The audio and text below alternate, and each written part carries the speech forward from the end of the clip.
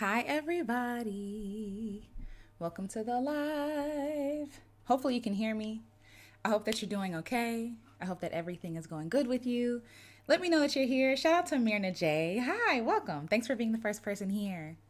Yay. I hope that your day was wonderful. We're going to keep the theme going. I got on the happy birthday, the happy birthday hat that I wore for New Year, New Year. I say New Year's, and I'm going to own it. But again, Happy New Year's. At what point do you stop saying Happy New Year? I don't know. Anyway, either way, Happy New Year. Hi, Easier Said with Meg. Welcome, welcome. Yay, awesome. I'm glad. Hi, Jamile. Thank you. Yes, so it is January, the birthday month. And I wanted to make a video about things that I'm leaving behind in 2022. Things I'm leaving behind this year. Okay, yes. I think after the second week. Okay, cool. Because I'm like, I go on a trail walk every morning, and there are people that I see on the trail, and I'm like, do I keep saying Happy New Year? Do we do that? But either way, Happy New Year, everybody. So yay. Hi, Jewel. Hi, Easier Said with Meg. Hi, Belinda Harris. Happy New Year's. Yes, me too. Happy New Year's with the S, just like JCPenney's, Aldi's. What else? I know they say like it's a black thing that we add S to the end of everything, and I'm here for it. I love it. I love it. Hi, Wingawolf 500. It's always good to see you. It's always good to see you. Yes. Hi, beautiful people. Something better. Hi, something better. Welcome. Hi, Vivi Harris. Oh, thank you. I got it from Target. So, long story short behind this, for those of you who weren't here last time, this camera is backwards, so I'm trying to adjust. Okay. But yeah, so long story short, I got this for New Year's Day. I went to a dinner with some friends for New Year's, and they didn't have any New Year hats, so I got a happy birthday hat because happy birthday Earth. A new year. Yay. But this month, January, is also my birthday month, so it's on theme. So yay, welcome everybody. Hi. Yes, happy New Year. Happy New Year. Hi Yana. It's always good to see you. Oh, love you. Love you. All right, thanks y'all for being here. Okay. So the title of this video is Things I'm Letting Go, or something like that. Things I'm letting go in 2023. I couldn't figure out if I was supposed to let it go in 2022 or if I decide today to let it go. But I actually journaled about this a while ago. And then I went on Stephanie Perry's live, and she had a journaling session, which was really dope. And then one of the questions that she asked was, what are you releasing in 2022 or 2023? And I was like, okay, this is something, like, I believe in signs. I don't believe in coincidences. I'm like, okay, this is something I need to really explore. What am I willing to let go of for this year? Like, what am I, not even just for this year, but just in general? Like, what am I tired of doing? What am I tired of entertaining? You know what I'm saying? Because I really believe that sometimes we want new things in our lives, but we're not willing to let go of the thing that's in the way of the thing we want, right? Like, it's like if you have a full cup of water and you're like, you know what? I want more of this. But your cup's full. You got to let go of some stuff before you get some more stuff. So that's what we'll be talking about. And I would love to hear you all's answer to this question. What are you letting go of in 2023? Hi, Marcus. Shout out to Marcus. Yesterday was Marcus's birthday, y'all. Woo woo. Turn a big 3-3. Yes, happy birthday. And also, again, shout out to all the January babies out here. We're in here.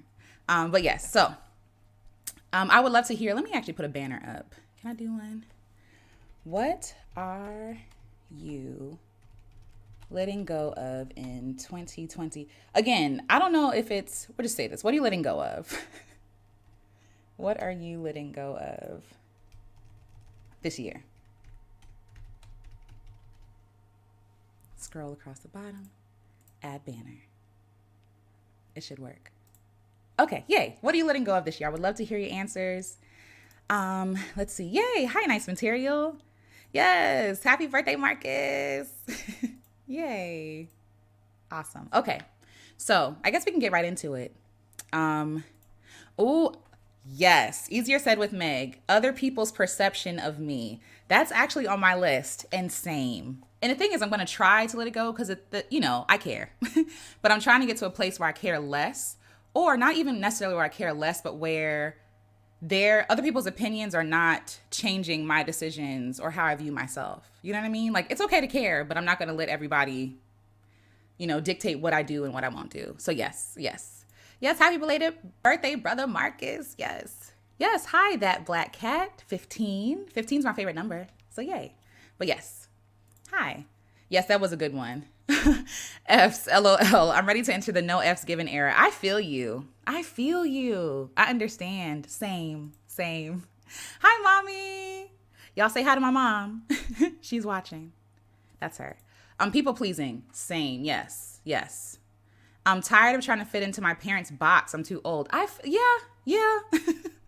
I feel you. And that's the thing. Like, our parents want the best for us, but sometimes what they have in mind for us isn't necessarily what we want to do. So, isn't necessarily who we are, that kind of thing. So, I feel you. Yay, thank y'all. Thank y'all. Y'all are always so kind. Okay. So, the first thing, oh, yay. Thanks, LV. It's always good to see you. Okay, so the first thing I said I'm letting go of in 2023 is rushing. Rushing. Okay? There is no rush. Like, there's no rush. She's saying hi, everyone. There's no rush. A lot of things that we think are urgent are not. A lot of things that we think are imperative are not. Like, a lot of things that we think are life and death are not. And also, other people's problems are not our emergencies all the time. And a lot of us are just like rushing along. Oh, y'all so sweet. LOL, right before your mom popped in. Hey, mama. Yes, exactly. That's funny. Thank y'all so much. Hi, Auntie Trey. Hi, KSG. Yes, thank y'all. But yes, rushing. I've never been a fan of rushing because it's an anxiety inducing, and it's creating drama and chaos around stuff that doesn't need to be dramatic or chaotic, right? Like, if I didn't leave early, if I didn't leave on time, I'm going to be late. You know what I mean? Like, there's no need to rush. Like, there's no need to rush driving. There's no need to rush, goals that I have for myself.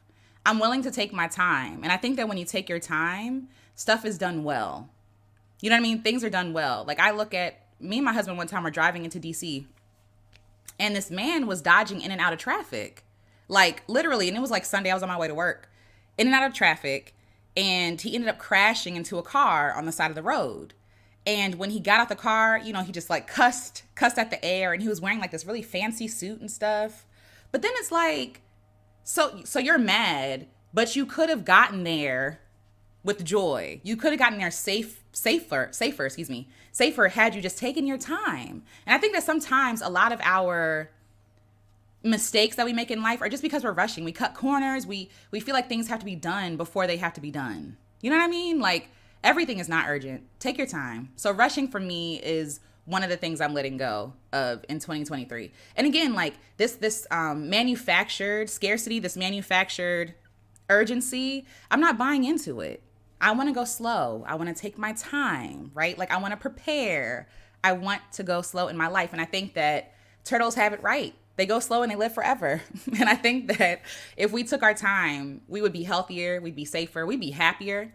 It's almost like when you're in rush hour traffic, and I've said this before, like when you're late, it's like you feel like everybody is in your way. You feel like everyone is in the way of what you want to do, right? And so like, you're pissed off. The people next to you are pissed off, and they're just minding their business. You know what I mean? They're just trying to get to work just like you, or get to wherever you're trying to get to. And so you arrive somewhere not fully present. You're upset, you're frustrated, you might be sweating, you might have a headache because you're rushing. When you could just accept the fact that things aren't going the way that you want them to go. You could take your time, you could get there happy, you could throw a dance party in your car and be happy. What's done is done. You know what I mean? Like, so yes, I hate rushing. I hate it. I hate it. Or you could just leave earlier. You know what I mean? Just leave earlier. Yes. Let go of the indoctrinated calendar. I love that. Because whose timeline are we on and why? Who said that we have to get something done? Who said that we have to jumpstart our lives in January? Who said that? You can, but you don't have to. You know what I mean? Or even other people's timelines of our lives. By this age, you have to have a degree. By this age, you have to get married. By this age, you have to have kids. It's like we're rushing through life to go nowhere. We're rushing through life, and then by rushing, you're missing your life. By rushing to whatever make-believe place we think we have to be in order to be qualified or good, you're missing your life. And everything that comes along that is beautiful, you see as a distraction or a nuisance.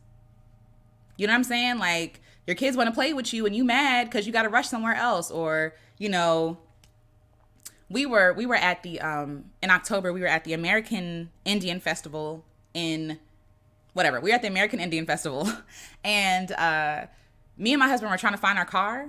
And so like we forgot where we parked. And because we got lost in the parking lot, there was a woman who was there with her child and she had a stroller. And so, just by happenstance, we came across her and she asked us for help. And so in that moment, I could have been, in that moment looking for our car, trying to rush and get somewhere where we're trying to go. We could have been irritated. Here she goes. Somebody asking me for help, right? Not that we would ever think that, but which we could get in that mindset and apply this to whatever situation in your life, right? But I'm grateful that we couldn't find our car. I'm grateful that we were inconvenienced so that we can help someone else. You feel me? And I think that sometimes we're so focused, laser focused on what we want to do, what we want to accomplish, that we're missing opportunities to be of service and to be of help to other people, or just to see the beauty in life. Life is beautiful, but we're rushing along to wherever we think is important, that we're missing the actual important stuff. You feel me? Oh, that makes sense. But yes. Hi, Leonia. I hope I'm saying your name right. But yes. Hi, 1212 Weaver. Hello, Alicia Abner. Oh, welcome. Hi. Welcome. We're happy that you're here. Something better. I'm letting go of feelings that I don't deserve good things. Love that. You deserve good things. You do. I love that. Letting go of scarcity mindset. That's good, Queen Bee. And you know what's crazy? It's like scarcity shows up in so many different ways. I made a whole video about like 10 ways I'm trying to overcome my scarcity mindset. And it shows up like rushing. That's scarcity. It's like you think that you're going to miss something, right? Like you think that you're not able to be present. And it's ironic because you do end up missing something because you're rushing, right? Or it looks like, not enjoying something because you feel like you'll never get anything nice again. Like, I don't want to spend the money on myself because what if I don't get any more money? Spend the money on yourself. Or it looks like I'm going to hoard everything and not give anybody anything. Right? Like, because this is all I have. And if I give you anything, if I'm generous to you, then I'm going to lose something. When really you being generous is you creating abundance. Right? So yes, I'm here with you 100% on that. Or even like hoarding good times. Like I made a video called like, you deserve the good things, to use the good things. Like I have pens and notebooks and stuff that I love that I hoard because I'm like, no, I need to use this for something special. And it's like, life is special. Use the good stuff. Like you don't have to wait to a special occasion. Just use the good things. I love that. LB, I've never been capable of rushing because of my anxiety. It's anxiety inducing for real. Then you stress out. You don't even want to go no more. I feel you. Yes. Welcome 1212 Weaver. Yes. I feel that my job creates such a sense of urgency for no reason. I don't work in emergency situations. It's not that serious. And it bleeds into all aspects of life. I completely agree. Like a lot of our jobs want us to work at like machine-like paces, and we're not machines, we're people, So I completely agree. A lot of my stuff, I told you on the video, a lot of places I work, I'm like, I work in food service. Y'all are going to be okay. No one is going to die. It is going to be okay. I'm not a surgeon. I'm not an ER doctor or a nurse or nothing like that. Some of these jobs are not urgent. It's not that serious. It's just capitalism. It's like rush, go. Ooh, let go of the indoctrinated zodiac. Ooh, share more, please. I don't know much about zodiac signs. I know like the zodiac signs, but I don't know much about it. But I would love to hear. Let go of the indoctrinated history we've been stolen into. That's good. These are good responses. I rush everywhere and rush through everything too. Yeah. I think in America specifically, because this is my context, right? I think in the West, everything is about rushing and deadlines and all this other stuff. And then when people go out to other countries, I love hearing about it, how people are like, yeah, we're on a siesta. No, actually, we're closed. Actually, we're going to take our time, right? And for us, we feel inconvenienced. But that's how life is supposed to be. It's organic. It's not machine-like. It's organic. Hey, Angie V from Denver. Welcome. Like I work in marketing. It's simply not that deep. It's really not. It's really not. Me neither. I don't like rushing at all either. Yeah. I can definitely relate. Yeah. In the poverty mindset for me, I feel you. Like, it's so scary to come out of that. Like, especially when you're used to not having, And then even when you get something, you're like, you feel like, oh, this is the only thing I'm ever going to have, right? Like, it's really hard to come up out of that. Easier Said with Meg says, I've always been that way, just moseying on down the road, LOL. And nine times out of 10, when I get there, if it's not a job, people hardly notice or care that I'm late. They don't. They don't. I had a boss at one of my previous jobs, and I would clock in like 5 minutes late, and she would like act like it was the end of the world. And I'm like, girl, I don't have to relieve anybody for another 30 minutes. Like, I'm just sitting around for 30 minutes. Like, you're going to be okay. And then they don't want to give you parking. This is in DC. This is my personal gripes with DC. There's never any parking in DC. Never. And if you work somewhere, you would think that they would be like, oh, here's an incentive. Here, we have a parking space for you. No, they're like, forget you. We we actually don't care about you. Just be here on time. In 2023, I'm letting go of perfection, toxic maladaptive beliefs, and behaviors in the American dream. I love that in Watson. I love it. Welcome. The meeting starts when everyone's here. Yeah. Rushing to go nowhere. Where is everybody going? Where are we going? Why are we rushing? There's sometimes I'll be like, what is everybody doing? And then what's funny to me, it's not funny, but it's kind of funny. When people are rushing and dodging in and out of traffic, first of all, it's insulting to me because it makes me feel like you think your time is more important than mine. You think your life is more valuable than mine, so much so that you're putting my life in danger by rushing because because you have an emergency. And it's probably not even an emergency, right? Some people are, but that's different. But then you end up at a red light just like me. We're sitting right next to each other. And you done burned up all your gas, your brakes are done. You know what I'm saying? Like, you mad, you trying not to look over at me because you embarrassed. It's like, you don't have to live like that. You don't. Hi, Jenners listens. Welcome. Did you know that the Greek mythology Zortical Sagittarius was the Native American teapot? No, I did not. I did not know that. Thanks for sharing that. Changing something like tea, which is peaceful, into an archer, which is warring. Ooh, that's good to know. It changes the whole system of thought and belief in community. I appreciate you sharing that. Yeah. I rush when I'm early. I really need to get that under control. Yeah, calm down. Enjoy the ride or the drive or the walk or whatever it is. Enjoy your life. Of course. It's a fight, but letting go of self-doubt and lack of self-belief. Yeah, it is a fight. It is. And I feel you. It's like a daily work, a daily practice. Hi, blessed in every area of my life. You and these fires. That's really kind of you. That's really generous of you. Yes, teaching is like that. It's go. Yes. And the kid, like, listen, shout out to all the teachers because y'all got it.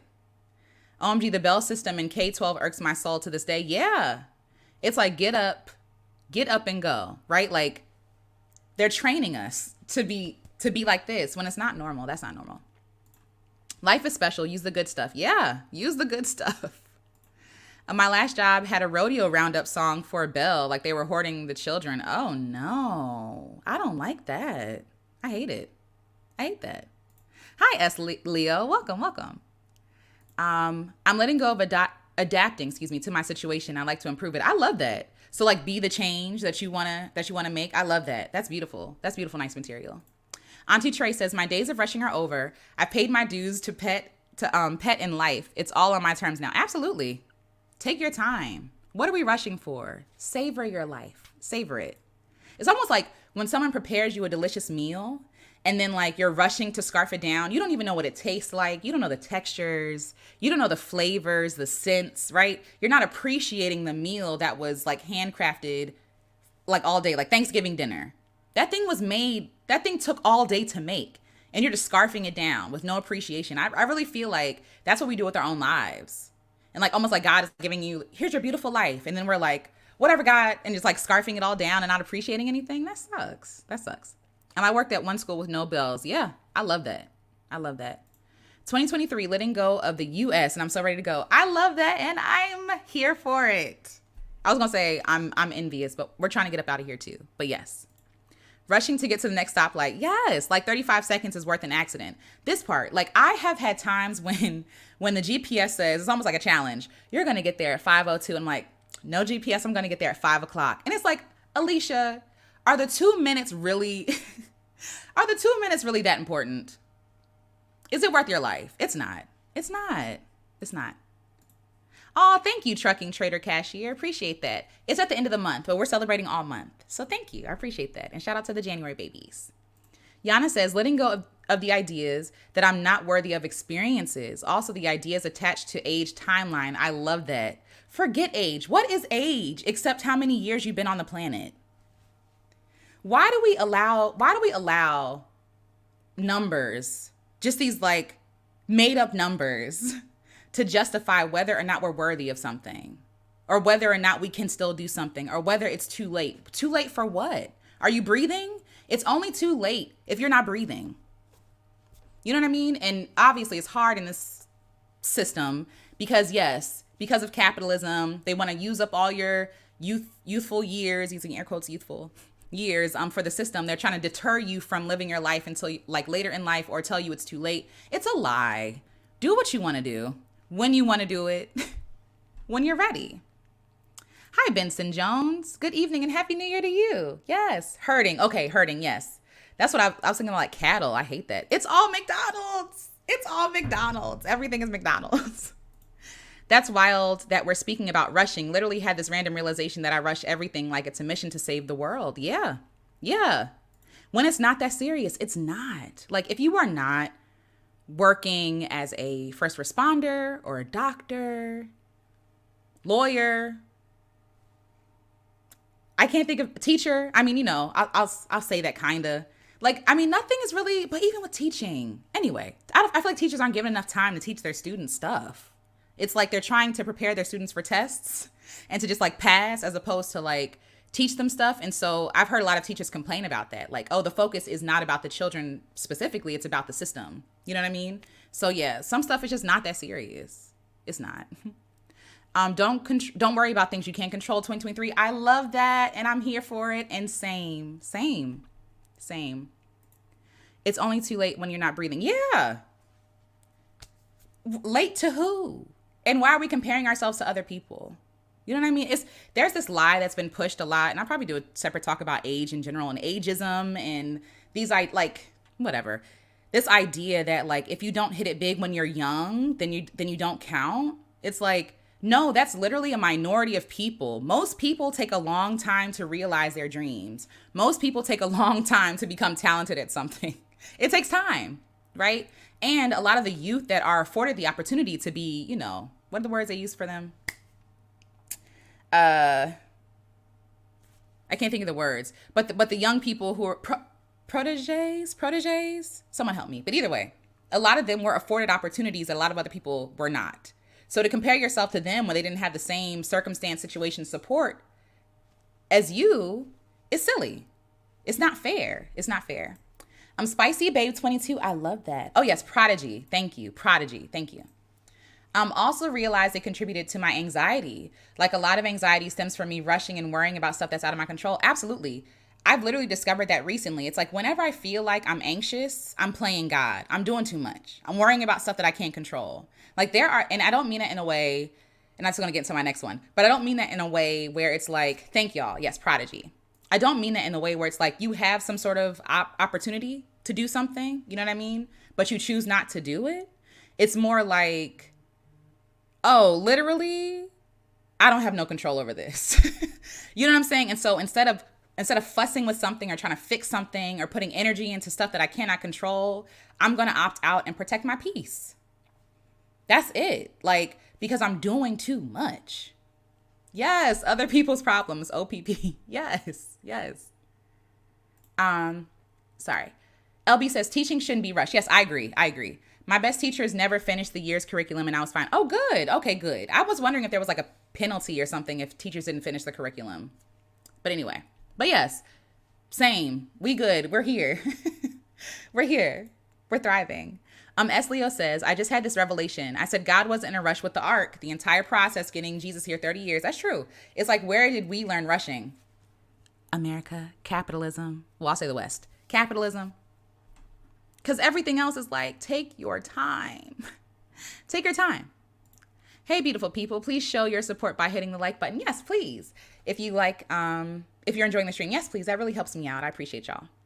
The 30 under 30 or 40 under 40 really emphasizes this. Yes, exactly. Exactly. And so we're striving to get this list or, hit it big before that, because apparently after you hit 30 or after you get married or after you have kids or after you become a grandmother or after you retire, like apparently your life ends. Like you just stop living.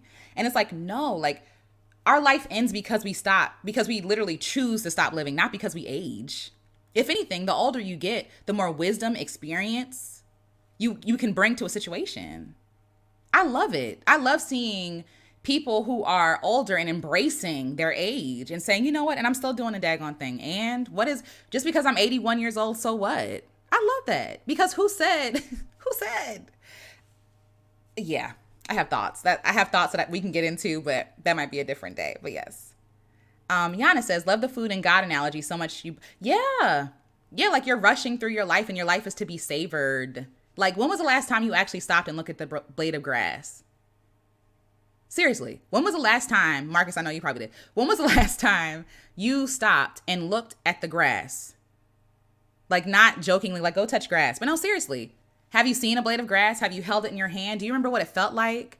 How when you go in one direction, it's smooth, and the other one, it goes like, it's kind of coarse, right? Like, I remember that. I had a moment like that with my mom this summer. We sat out in the backyard, blowing into the blades of grass to make that little sound, the sound. I probably share that with y'all if mom don't mind.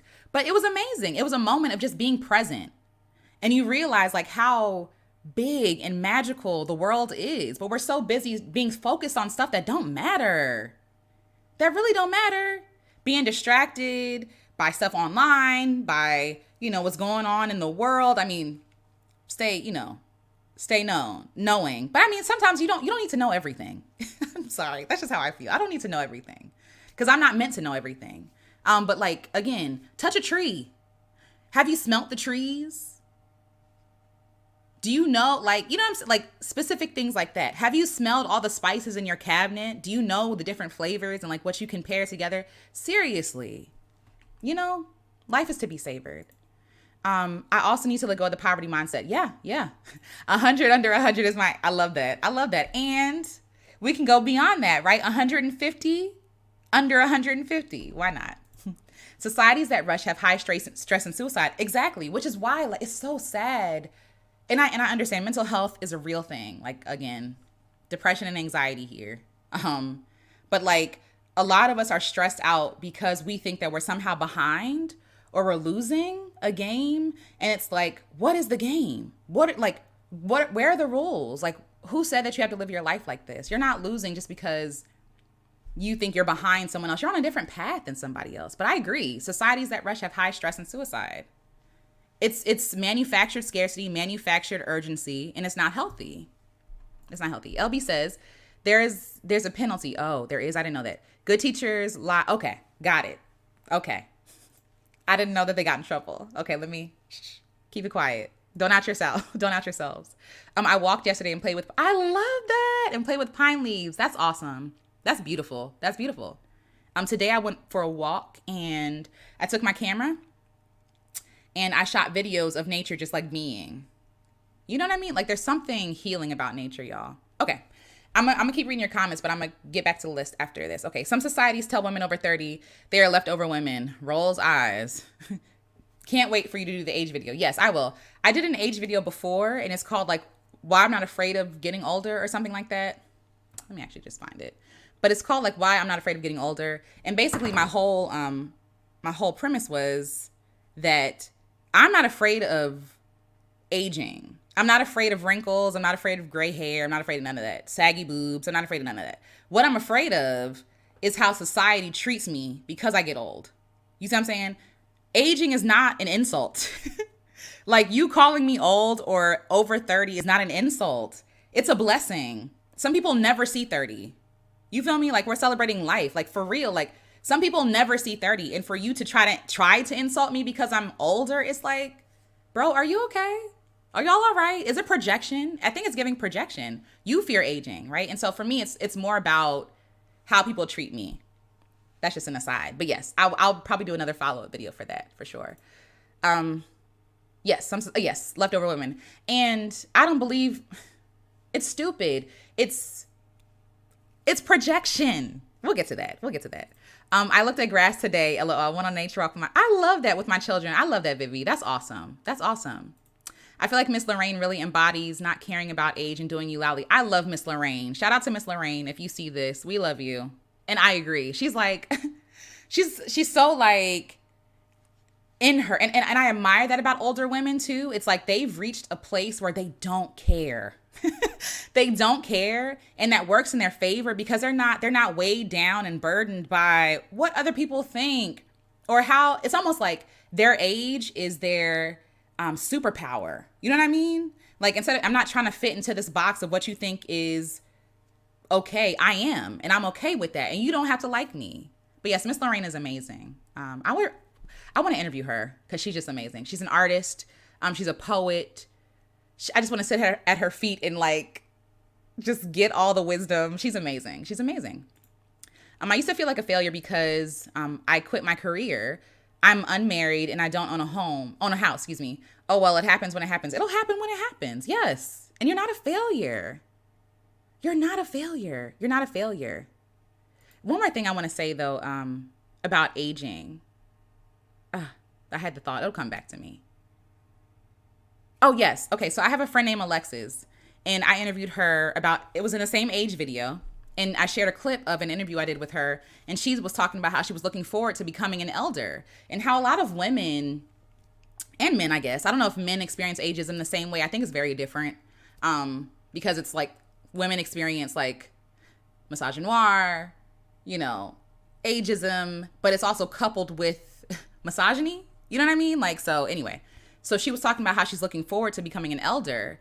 And I feel like a lot of people are missing the opportunity to be an elder because they don't honor elders here. You feel me? But like there's so much we can benefit from people who are older and wiser. We need y'all.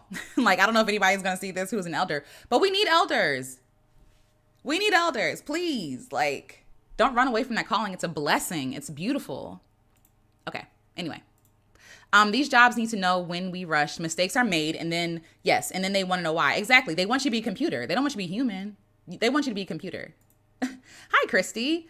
Oh, hi, Alicia. I love you. I found you a couple of months ago. You're like a younger. Oh, that's a compliment. Thank you. I appreciate that. Hi, Olivia. In this year, I'm letting go of the fear of being understood by others and embracing my journey, even if it doesn't make sense. Y'all are on the money because that's exactly what's on my list too. It's not my birthday today. It's just my birthday month. So we're just wearing this all month. Thank you for asking though. 30s and beyond seem great. My cousins were living their best lives in their 30s. Yeah, they knew themselves and had the resources to enjoy life. Exactly. Let me tell you something.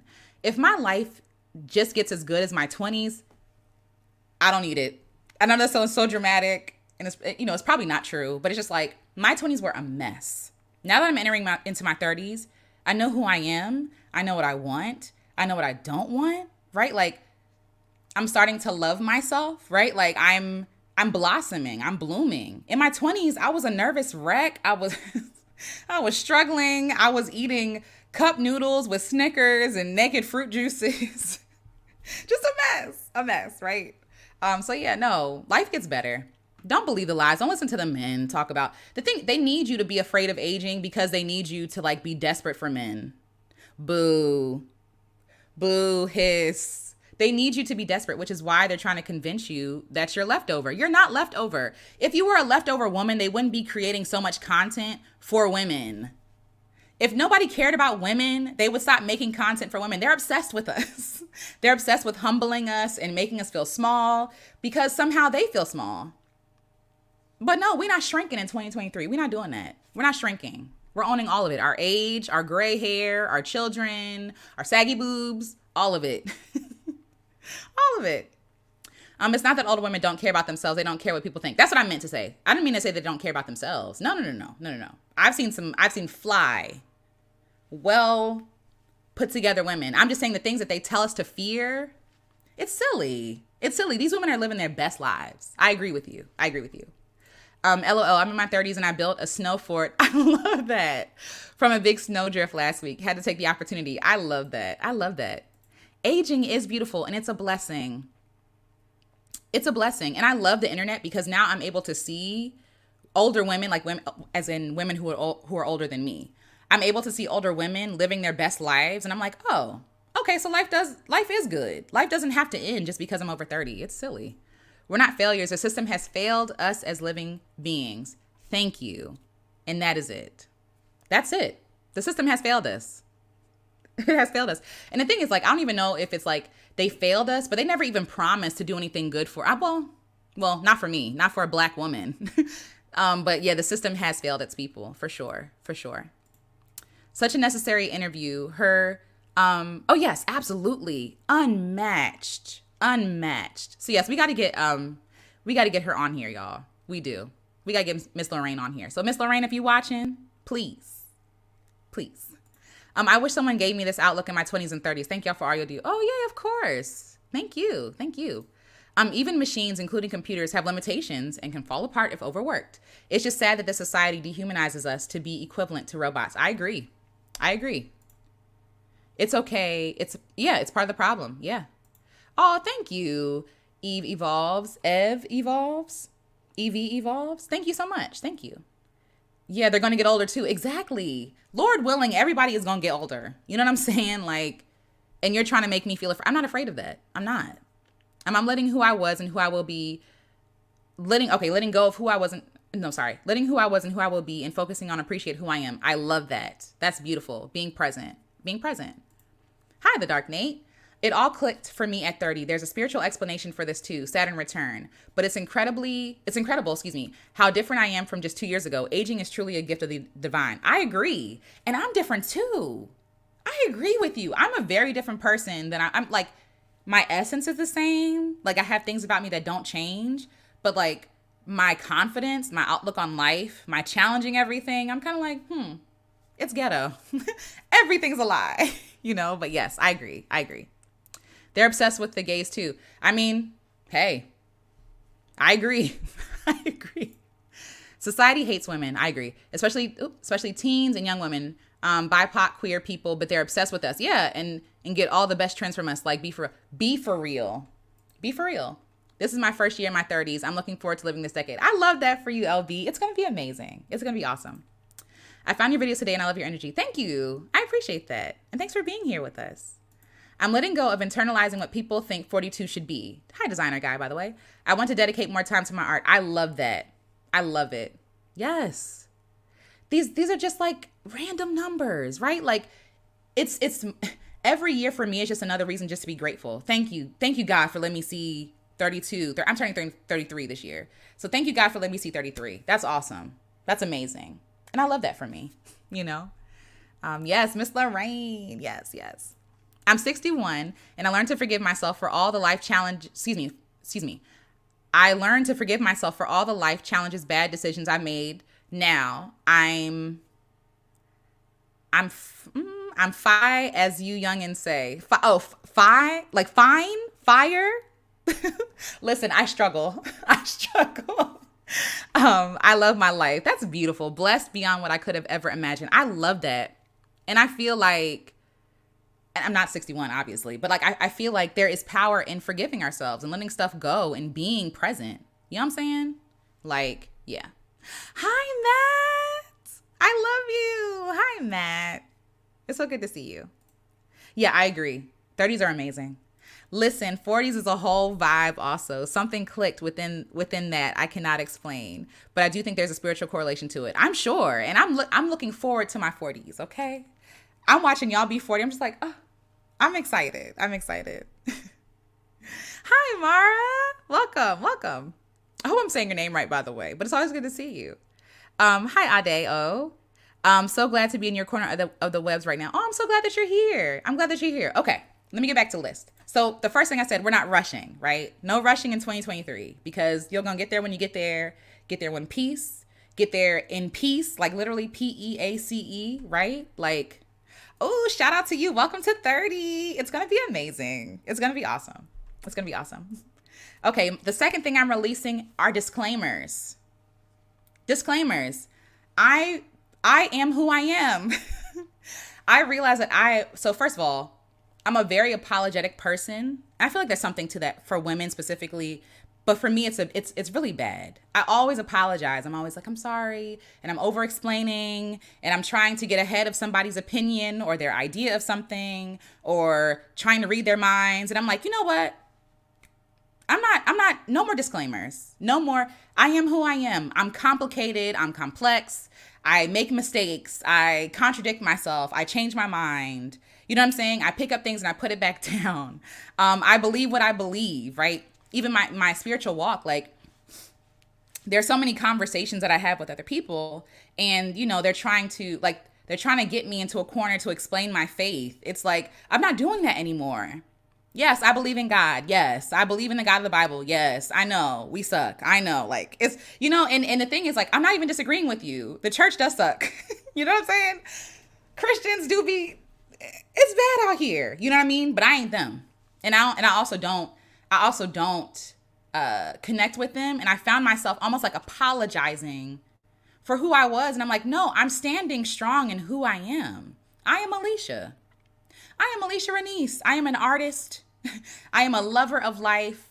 I had friends before who didn't like me because I was too happy, and I felt like I had to tone down my happiness. What does that even mean? Or like, oh yes, I'm weird. A lot of things that I think are kind of far out there. A lot of things I question. To me, it's not far in my mind. Like, I'm just like, let's just question things. But for other people, it's like I'm trying to fold and pack myself into a palatable version of myself. And that's actually another thing on my list. I'm not going to make myself palatable for people. I am not for everybody. And that's not an insult. Like, I don't have to fix that. My existence is not an insult. There's nothing inherently wrong with me. I don't have to over explain myself to people. I am who I am. And if you don't vibe with it, it's okay. It's okay. I'll be sad to see you leave. I'll be sad to see you go. But I got to be me, because at the end of the day, I was born, like, yes, I came into the womb not alone. I wasn't alone when I came in the world, and I'm not going to be alone when I leave. But like, my home is me. The person I spend the most time with is myself. I want to like myself. I don't want to have to, it's almost like you would never be in a relationship with somebody who apologizes for your existence, right? If you were in a romantic relationship with someone and they kept saying, oh, I'm sorry, this is my girlfriend or whatever, like, I'm sorry. I'm sorry that she exists. I'm sorry Alicia exists. I would never say that about somebody I love. Not even my friends, not my family. No. These are my people. I love them, period. Right? And it's like, if I am my own love, if I am my own friend, why am I apologizing for who I am? Why am I giving disclaimers? Like someone's finna die for being around me. No more of that. No more disclaimers, and no more making myself palatable. I'm not arguing with people about stuff that I said or believe. Conversations are different. Like, we can have discourse. You know what I mean? Like, we can have, conversations. That's why we have conversations here, right? But it's like, I'm not going to argue for my existence or my belief. I'm not going to argue just because you want to misunderstand me. I'm not going to try to get you to understand something you want to misunderstand. I'm not doing that. I'm not going to try to qualify myself or my ideas or my opinions. You're allowed to not like me. You're allowed to not like me. And I think that came from my people pleasing, because I felt like if people didn't like me, then there was something wrong with me. And I think it took me years. At this point, what am I, 32? 32 years to realize that actually, maybe nothing is wrong with you. Maybe you're just not meant for everybody. And maybe other people have the right to not like you. And it has nothing to do with you. People might not like me because of the way I sound. I can't help that. This is the voice God gave me. You feel me? This is the voice of my parents and my ancestors. I can't do nothing about it. And some people might not like that. Some people might not like the fact that I wear glasses. Like, people are so fickle. Why am I bending myself in half to be accepted by people? Mere human beings who don't know what they like day to day. Today they like broccoli, tomorrow they don't. And I'm trying hard to be loved and appreciated by people who don't even love and appreciate themselves. We're not doing that no more. Because trying to convince other people to like me makes me not like myself. Because now I'm trying to fix something, right? Like, I'm trying to show you what I think are the best sides of me or the best qualities of me. And it's like, no, all of me is good. Even the parts you don't like. Even the parts I don't like. You feel me? Or I might remind somebody of somebody else they don't like. And they might not like me for that. And I'm trying to, why doesn't this person like me? No. No, thank you. So yes, no more of that. No disclaimers, because I don't need to be apologized for. I don't need a disclaimer. I'm not trying to hurt people. You know what I mean? And if I hurt someone, I hope they would tell me. You feel me? But like, as far as like apologizing for my existence, I've been doing that my whole life. I'm sorry. And it's you know, when people say, like, you say sorry all the time, you don't mean it. I meant that. I mean it. I don't want to mean that anymore. And in order for me not to be sorry for myself or apologize for my existence, I have to do the work of not apologizing, not engaging with people who don't deserve my virtue, not arguing with people who don't want to understand. And low key, some people are just not going to get it. Some people are just not going to get it. They will try to find holes in everything I do. And this is something I've learned creating in general. Like, I'll make a video saying, I don't agree with black excellence. So you don't want black doctors? When did I say that? But also, I'm not engaging anymore. Sure, if that's what you think I meant, let's go with it. Sure. That's your projection. That's your limitation, not mine. Anyway, okay. Okay, wait. I feel like I lost the... Okay. Weird is great. Yes. Oh, Matt. Aquarius Tennessee. Okay, sure. Thanks, Matt. Let's see. You are enough. Your channel's so awesome. Oh, thank you. And yes, all of y'all are enough. Absolutely. Oh, thank you so much. Thank you. I appreciate that. Same, OMG. Having ADHD, I'm always over apologizing and overthinking. Same. My anxiety makes me literally, I can spiral. I'm like, oh my God, is this person mad at me? Oh God, what did I do wrong? Do they hate me? It's crazy. Like, I know it sounds crazy. And I don't mean that in an ableist way. I know it sounds wild, like that people think like that, but seriously, like, I will spiral if I don't catch myself. It's okay. And also, maybe they do hate you or whatever. Like, let's say that that's the worst case scenario that happened. They have all autonomy to be able to come and bring that to me. I don't have to think about it. You feel me? Like, I don't know if that makes sense, but yes, weird is great. Yes, having to tone down your happiness is toxic. Yeah. I ain't never hear nobody say that to me before. You're too happy. Why are you so happy-go-lucky? Why are you so weird? It's like, and I'm like, is something wrong with me? And then I'm getting around my friends, who know that I'm weird, but never like anything. I know I'm weird. But I love that about me. And my friends love that too. They never make me feel bad about being weird. But being around them people, it's just like, so you want me to be sad like you? You know what I mean? And there's something wrong with being sad, by the way. But it's just like, no. That's so wild. People have called me too happy. Yes. Hi, Janine's world. My home is me. Yes, I am my own home. I got to feel at home in this body. That's why when we're always focusing on changing and fixing stuff, it's like, like how I said, you're not a project. You're not an improvement project. Like, you are you, and you're your own home, and your home is beautiful. You know what I'm saying? So don't apologize for your home. OMG, yes, I had to tone down my happiness when I was around my family. Oh no, and I still do it, unfortunately. It kind of became a habit and I hate it. I'm so sorry. I really am sorry about that. I stopped explaining years ago. I love that. I'm trying to get like you. Hey y'all. Hey, sorry, I said hey y'all for you. Hey all. I'm 62 years young. Awesome. And in 2023, I'm letting go of material excess that no longer serves me and making space to continue living my best life. I love being me. I love that, Linda. That's awesome. And welcome. I'm happy you're here. Thank you so much for sharing that. Yeah, I agree. I understand that. Yeah, I love that. Hi, Daisy Lavender. I love that name. Yes, I hate having to tone down my happiness because someone else is sad. Sorry, not sorry. Yeah. And the thing is, all emotions are important. I'm not saying that happiness is better than sadness. No. Like, I don't know if y'all have ever seen, of course, I can't think of the movie right now, but it's with all the emotions and it's like happy and sad and they're on this adventure together. All emotions are important and they're all valid. One is not bad. One is not good. You feel me? Like, they're all important. But it's like, if you're asking me to literally change, like, there is a such thing as toxic positivity. I will say that. If someone is brokenhearted, if they lost someone they love, there's no way that I'm going to go in that room and be like, oh my God, just smile. Everything's okay. Everything's happy. That's not okay. But if you're asking me to change my personality, that's a problem. It's an issue. Thank you. Thank you so much. Oh, I try. I'm trying. I'm trying. Hi, Truly Miracle. Or if you arrive happy, the response is, what's wrong with you? Someone else starting the convo off in a negative way and feeling like you must respond to that. Yeah, yeah, yeah. Really do. People really do misunderstand you on purpose. They really do. Like it's almost like, I know you are not this obtuse. You are not this dense. Please apply some critical thinking skills to this conversation.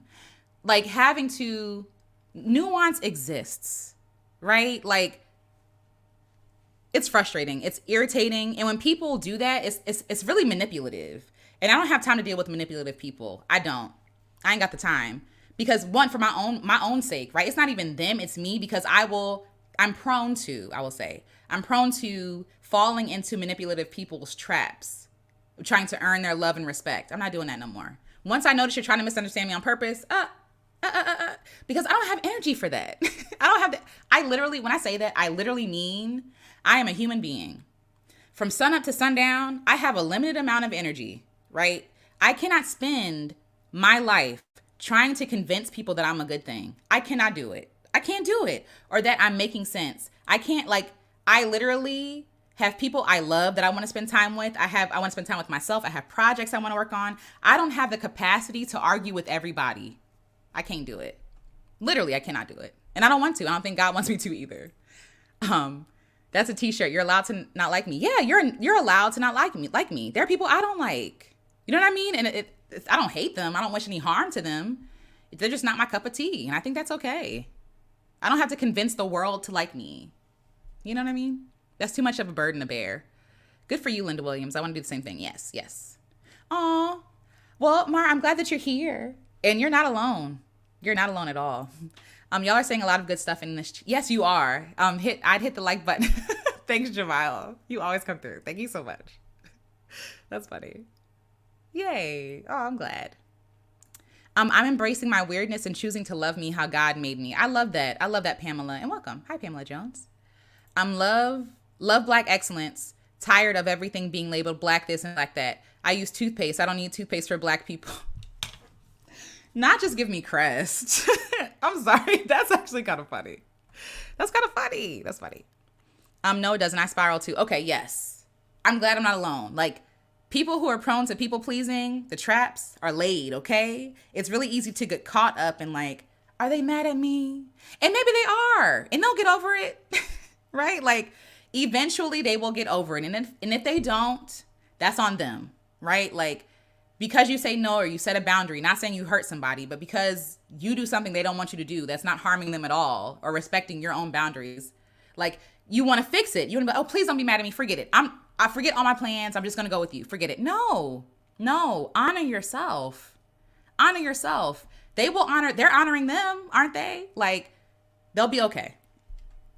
And I know that's easier said than done, because for me, I'm like, oh my God. Ask Jamal, ask Marcus, ask anybody who knows me personally. They're like, it's okay. It's okay. KB says, I feel like this kind of self-consciousness comes from being so severely criticized early on in life. I agree. Yes. Yes. Oh, hi, Prince Petty. Thank you so much. It's my birthday month. It's not today, but it is the 26th. So, it's not today, but it's the end of the month. So I'm just going to wear it all month. It's a thing now. It's almost like a PTSD. Yeah. I agree with that. Like, it's a survival tactic, right? Like, people pleasing is a survival tactic. Please don't hate me because I don't want to be alone. Please don't hate me because it reminds me of XYZ when this person left me. You know what I mean? Like, there's something inherently wrong with you that needs to be fixed. I could agree with that. I'm sure it's related. Just shared this out with my community page. Oh, thank you, Janine's World. You're so sweet. I used to have a new supervisor who said I am weird all the time. I started to, wait, your supervisor told you were weird? Okay. All the time. I started to embrace it. Then she stopped saying it. She was trying to make me feel bad. When you own it, people don't know what to do with it. When someone tries to insult me by say if they said I'm weird, just like that, they don't know what else to do, because what else do you have? Okay. They're like, oh, it's almost like shame. Shame doesn't work if the person being shamed is not ashamed. Right? Like, you try to shame me because you saw me pick my nose, for example. It's like, okay, I did it, and what else what else is there to say? You know what I mean? When you own it, it's less power. It's less power for them. Like we all, you know what I'm saying? Anyway, but yes, yes. You will drive yourself crazy trying to turn into damn pretzels for people. Yeah, I like to eat pretzels. Yeah, no, I like to eat pretzels too. But yes, not being one. Exactly, exactly. Humans are not meant to be pretzels. Absolutely. I hated happy people when I was severely depressed and deep in the sunken place, to be honest. That's fair. Now I appreciate happy people and I don't take hateful spirits personally because I can emphasize with where they're at. Absolutely. And that's the thing, like I can understand where they are. I can understand where they are, you know? But I appreciate you sharing that. That's huge. Inside Out. That's what it's called. Thank you. Inside Out. The eternal breath that the Most High blew into Adam continues to blow into us daily. Exactly. I agree. Yes. Thank y'all. Thank y'all so much. Eternal breath. Yes. Let's let go of toxic positivity and embrace authentic emotional experiences, regardless of where they fall on the spectrum. Yes, absolutely. DJ Twitch look happy. Hello. I really dislike toxic positivity because it's manipulative. People, I know it's like really strong language, but it is, right? Like you're trying to force somebody to be what they're not. If they're not happy, they're not happy. Like let it go. You know what I'm saying? Like stop trying to make them happy. People are allowed to be upset. People are allowed to be angry. People are allowed to be depressed. Like, listen, okay? People are allowed to be depressed. And also understand that as someone who struggles with depression, I've been depressed and been happy. You feel me? I know that sounds weird, but depression is not just sadness. You know what I mean? Like depression is not just like this like cloud over you. Like, no, like depression is a lot of things for different people based on different circumstances. And I have experienced happiness in depression, but that doesn't mean that person's not depressed. So when people saw like DJ Twitch and I get like people talking about conspiracy theories and all this other stuff, and I'm like, or he was depressed, right? Like it's possible. I know, and I know that it's hard to believe because you're like, well, why wouldn't they say anything? And da-da-da. It's not that simple. It's not that simple. It's very complicated. And literally with depression, one day you could be fine. And the next day you could wake up and be like, you know what? It's not worth it. It's complicated, you know? So yeah, I agree with you. I agree with you in Watson. If a breath of fresh air was a person, Happy New Year, excited for the, oh, thank you for being here, True Hidden Lotus. I love that name. I get called weird all the time by family members. I had to let them go or not talk about what I'm doing. Yeah. Listen, do what you got to do to protect yourself. I know my family, first of all, my family loves me, but I know they think I'm weird and I just lean into it. Like I lean into it. I know, you know, I know that you have to protect yourself by any means possible. And a way that I protect myself is just by owning it. Like, okay, I'm weird. You're right. Or like my family would say to me that I'm sensitive. And at first that used to bother me so much. I'm like, because I thought that sensitivity meant weak, right? And I'm like, no, actually, you're right. I am sensitive. I am. If my aunt raises her voice at me, I cry. Like I can't help it. There's no controlling it. And instead of fighting it, I'm just like, yeah, I am sensitive. I don't like being yelled at. You know what I mean? Like you don't have to yell at me to get a point across. It's too much, you know? So, but I feel you. Oh, what did somebody say? Y'all are laughing. I'm late. Is your birthday? It's my birthday month. So we're celebrating. This is like a fluke because this was for Happy New Year, but or Happy New Year's with the S. But we're just gonna rock with it. So yes. Oh yay! I appreciate you, Janine. Spiral. Yes. Yay! Thank you. Hi, Albert. Welcome. Alicia, you get a free item from Starbucks and Dutch Bros on your actual birthday. You would need to just sign up. Truly miracle. Shout out to you. Thank you. Because on the 26th, I will be racking up all the free things. So yes, thank you so much. So Dutch Bros and Starbucks. Okay. I'm going to look into that for sure. Okay. That's cool. I'll celebrate mine on my two. Yes. The end of March. Absolutely, Monique. Please celebrate yourself all year. Okay. If you want to wear your happy birthday hat all year, do it. I say all things. Yes. Yana, man, you do remember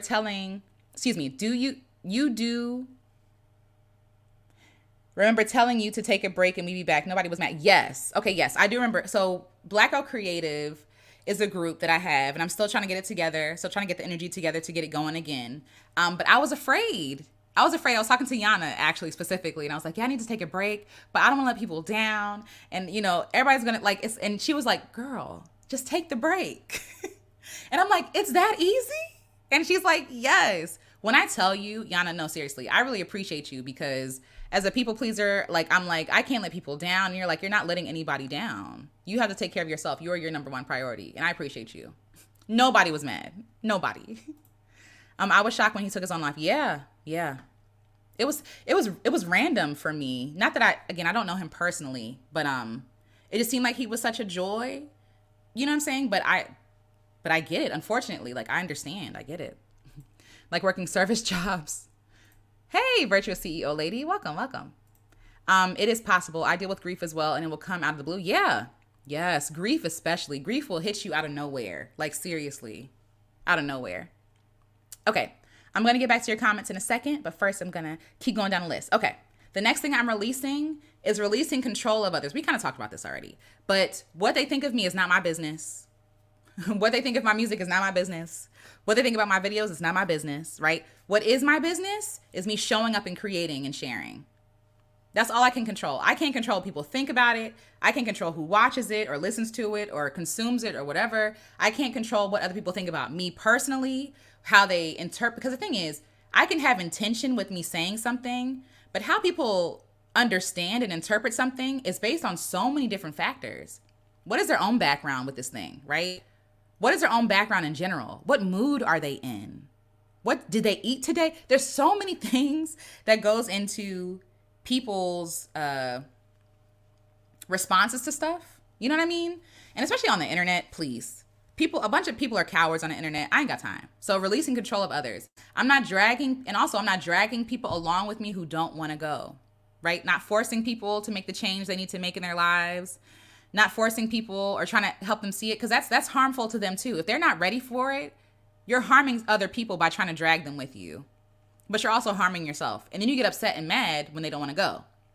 When they didn't say that they want to go, but you think that they should go because that's the best thing for them. You feel me? So releasing the control of others. I cannot control other people. Right? I can't control other people. Okay. The next thing I'm releasing, this kind of all goes in the same category, but letting go of the need to have people understand me. It's wasted energy. It's wasted energy. I don't need to be understandable. Is that okay to say, right? Like it's like, oh, am I allowed for people? Yes, people are allowed to misunderstand me, right? And I'm also allowed to be misunderstood. And I feel like I've been misunderstood my whole life, and I spent so much time trying to get people to understand me, and it's just a waste of energy. I could be doing so many other things, like being around people who already understand me already. You know what I mean? Understanding myself, accepting myself for who I am, right? So, yes. Let's see. Zodically, the eternal breath is been hidden in a constellation mainstream astrology will never reveal. Ooh, I would love to learn more. Again, this is all above me because I don't know anything about zodiacs in general, but I would love to hear more about that. I would. I was called peculiar by my therapist. Oh, well, I'm sensitive too. Yeah, yeah.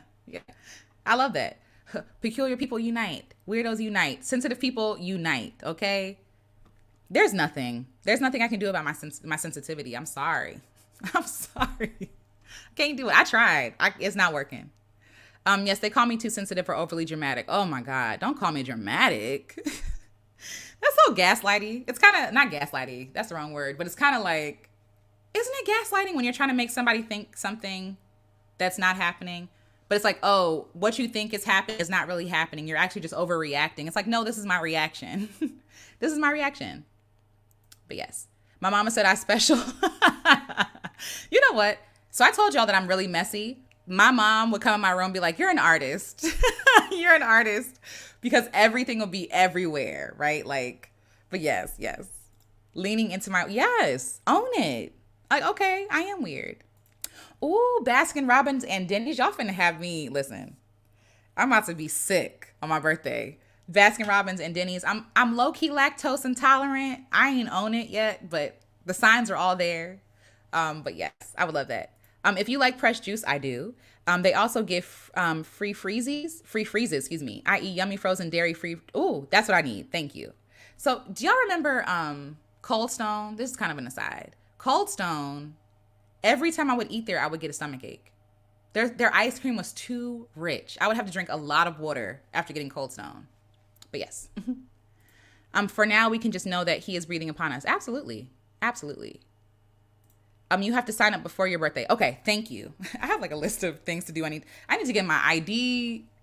I'm tired already. I need to get my ID renewed. I gotta sign up for these things. Why am I complaining? I gotta sign up for these things to get free food. Girl, just sign up. Okay.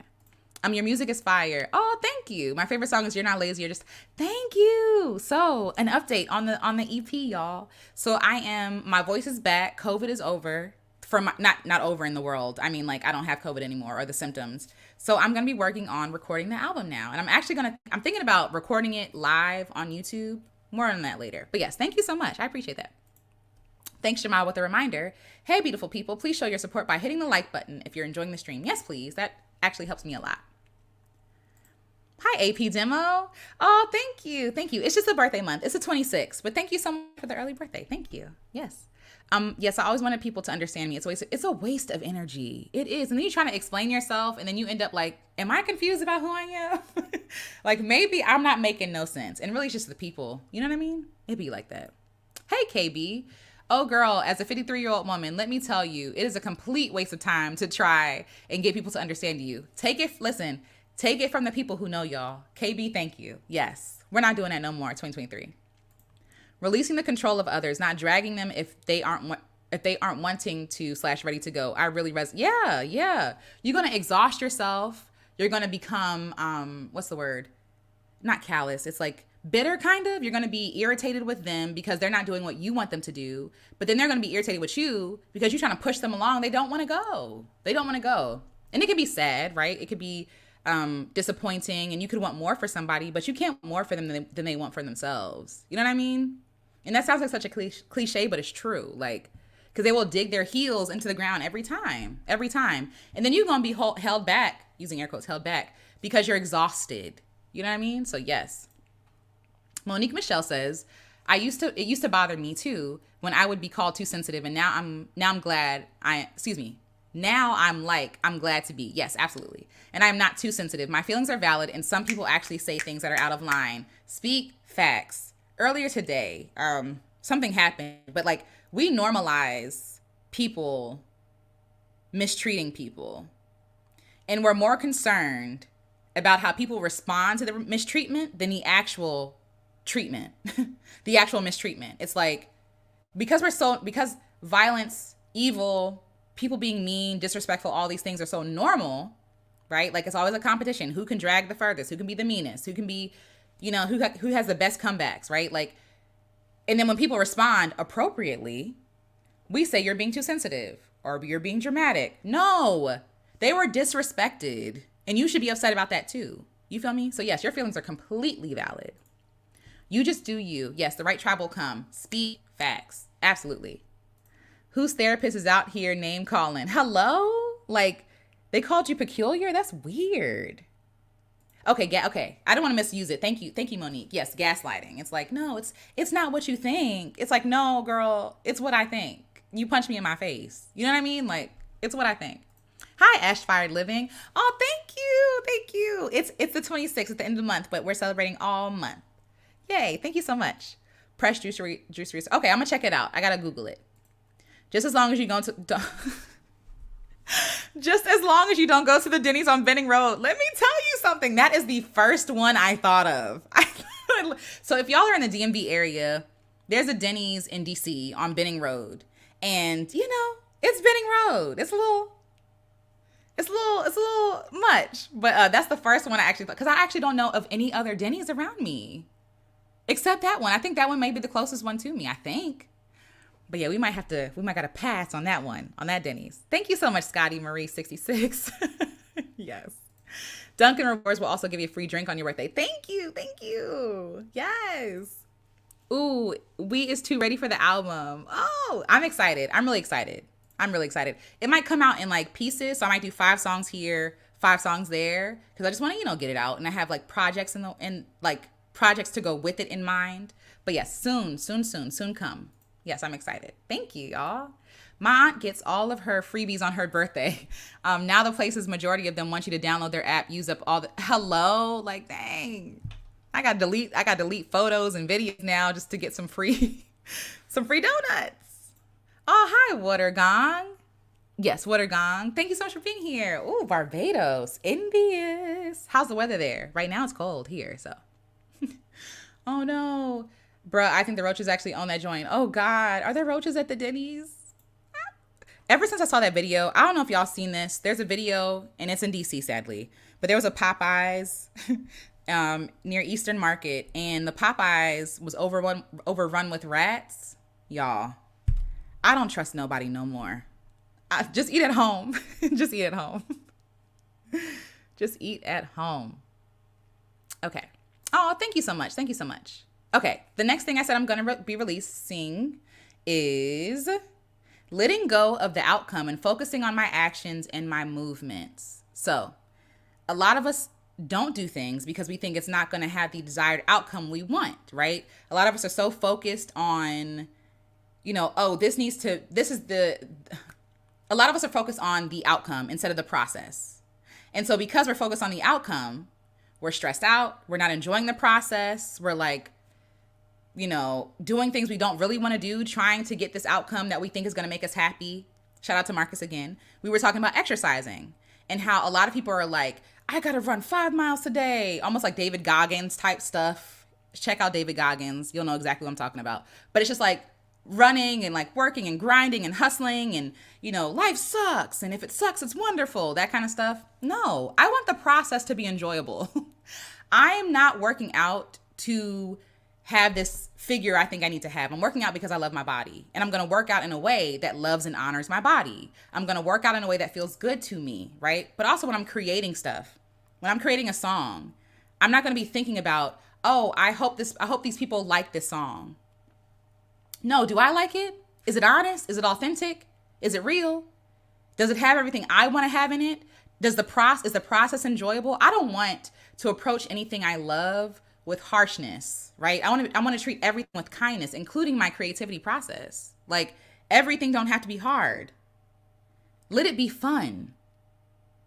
And also the outcome is none of my business because I'm not there. I'm not in the future. Where I am is right here. And the only thing I can control is showing up. It's showing up. Where it might take me, who knows, right? But I want to make sure that I'm doing the stuff I actually want to do. So focusing on the actions of today and the movements of today and not the outcomes of tomorrow because we ain't there. We're not there. I might put out a project and be like, oh my God, it sucks. And people love it. Or the opposite could be true too. And that would be fine. But if I honor myself, if I do what honors me in my process, even if people hate it, I'm going to be listening to it. You feel me? Like, because I enjoy the process through and through, Yes. Excuse me. Sorry, y'all. Got a burp. I really hate being misunderstood, but it is draining trying to get everyone to understand you. Yeah. Even if you were the most rational person. Absolutely. What is rational anymore? You know what I mean? Like what drains me about the internet is that people love arguing on the internet. I am so tired. I am so tired of people arguing. I'm so tired. I get it. Some of these conversations need to be had, but some of these things are not conversations. They're just arguments. I am tired. My head hurts. You know what I mean? Like, enough. People don't care if you're rational or not. They care about being right. That's the problem. People don't want to argue to not even argue. People don't want to converse to understand or to gain perspective, you know what I mean? Or to think critically. They want to be right because pride, right? Because pride is everything. And because people want to be right, they're not listening anyway. So you're wasting your breath. You're wasting your energy when you could just be having these dialogues with people who actually care to learn or know. I leave room for the fact that I'm not right about everything. We had a conversation about competition last week, you know what I mean? And y'all are giving perspectives on different versions of competition. I appreciate that, right? But it's like, I don't need to argue with people on the internet. Anyway, it's exhausting. But yes. Trying to get people to like us is like running in place and getting nowhere close to our hoped for destination. I've learned this the hard way. Yes, because speak, Pamela, speak, because you're exerting all this energy and you're moving nowhere. You're doing the work. You hustling in place, but you're not going anywhere. What a waste. What a waste. But yes, I'm looking forward to hearing your thank you, new music. I love all your, thank you so much. Some of these will be songs you've already heard. I just have to put it out there on an album. But yes, thank you so much. Yes. I love that y'all are loving each other's names. That's beautiful. Some of these former Uber drivers turned therapists on BetterHelp are a mess. Wait a minute. Wait a minute. Why? Not Uber drivers turned therapists. Please stop. That's kind of funny. That's funny. Wow. I now live in Waldorf and the Denny's is awesome there. Okay. Maybe I got to try that one. I'll try that one. Tea turned to war. Oh, sorry. This is reference to what you were talking about earlier. Yes. Yes. I'm sure it's beautiful in Barbados. Oh my gosh. Love that chicken for Popeyes, Jamayo. When I tell y'all, no, seriously, if you can handle it, if you can stomach it, and maybe if you don't eat Popeyes, look up DC Popeyes rats. Just Google it. You'll never step into another Popeyes ever again. Maybe. Not this David Goggins. Listen, it's not slander. He's just not for me. Like, this man likes to be in pain. That's just not who I like. Comfort, right? I like ease. If he was training me, he would hate my guts. Cause I'm like, whoa, calm down, right? Like, David Goggins is a little much. Not Ratatouille. I'm not doing anything if it does not feel good to my soul. I love that. I think I'm going to go back to water aerobics. I love that in Watson. I love that.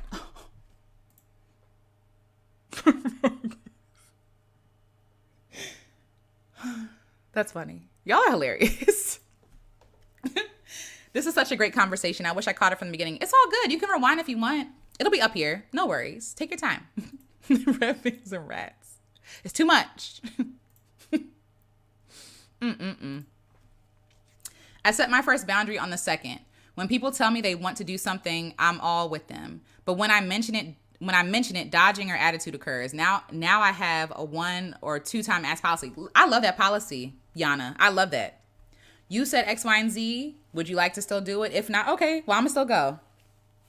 I'm gonna still do it, right? Like, and don't allow people to stop you from doing a thing. If you plan a trip and y'all supposed to go on a trip together and ain't nobody going, still go on that trip.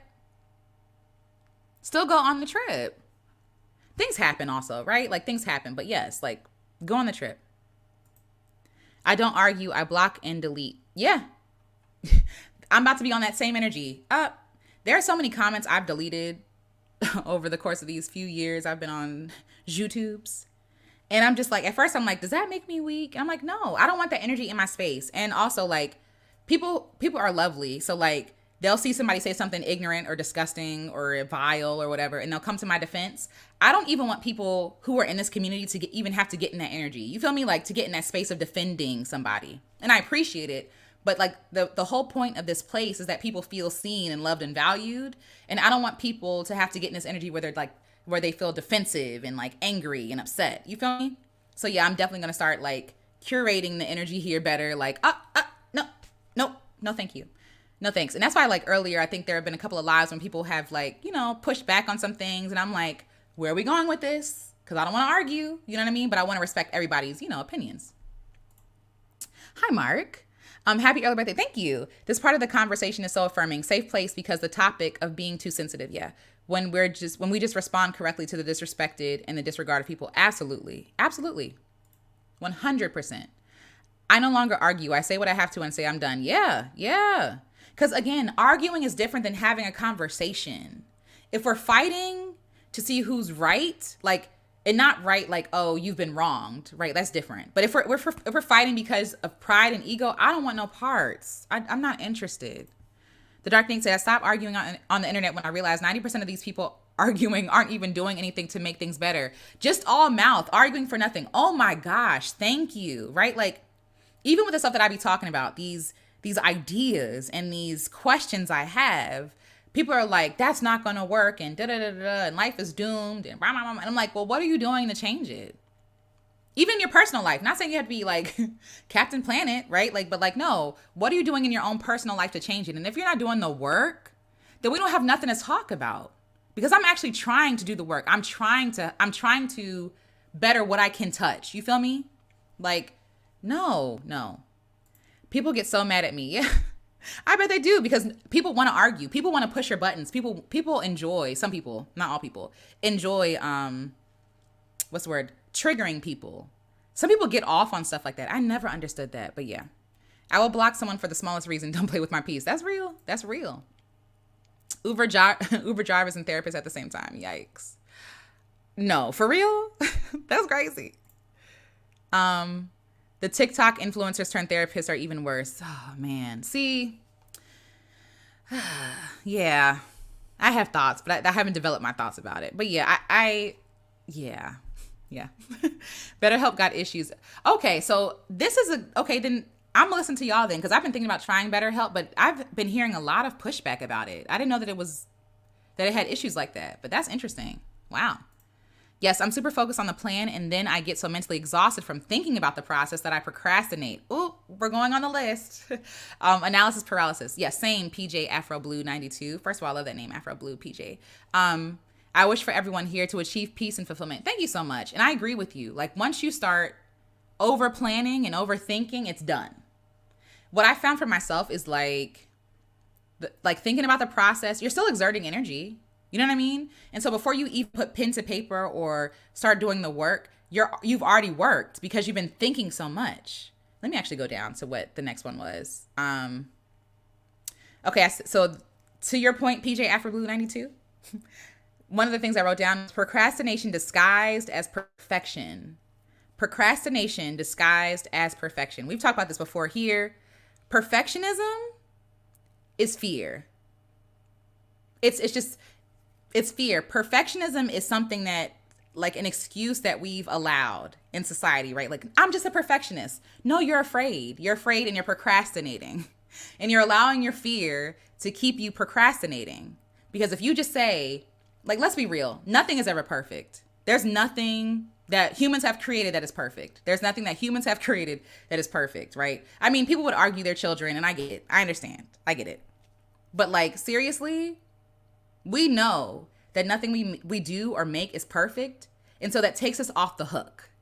It's like, oh, it's not perfect, so I can't share it yet, when you should just share it messily. So the thing I'm replacing perfectionism with is learning as I go. Being okay with saying, I have no idea what I'm doing, and I'm still going to try it anyway. Lower your expectations, right? Like, mind your expectations. I'm still going to do it though. Do it messy. Be okay with stumbling and fumbling and trying to figure it out along the way and being like, you know what, I'm human. And a part of being human is making mistakes, is being messy. You know what I mean? It doesn't have to be perfect. It just has to be. We've talked about this before. It doesn't have to be perfect. It just has to be. And the thing is, when you do it messily, when you do it imperfectly, by keep doing it imperfectly, it perfects the thing. And not perfect in a way where it's flawless or where it's like above reproach or anything like that. It's perfect in a way that's perfect for you.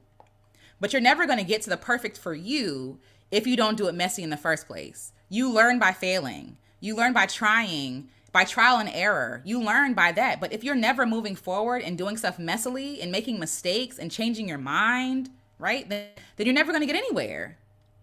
It's almost like we have a perfect version of what we want in our heads, and we see our capabilities don't match that, right? Like, we see the perfect version and we see our hands and we're like, dang, I can't do that yet, right? But you'll never be able to do that until you do this, because it's a process. And then you might even get there and be like, actually, I don't even want to do that. Whatever that perfect version is, I don't even like that. Let's go over here somewhere. But you'll never get over there if you don't start here, if you don't start messy, right?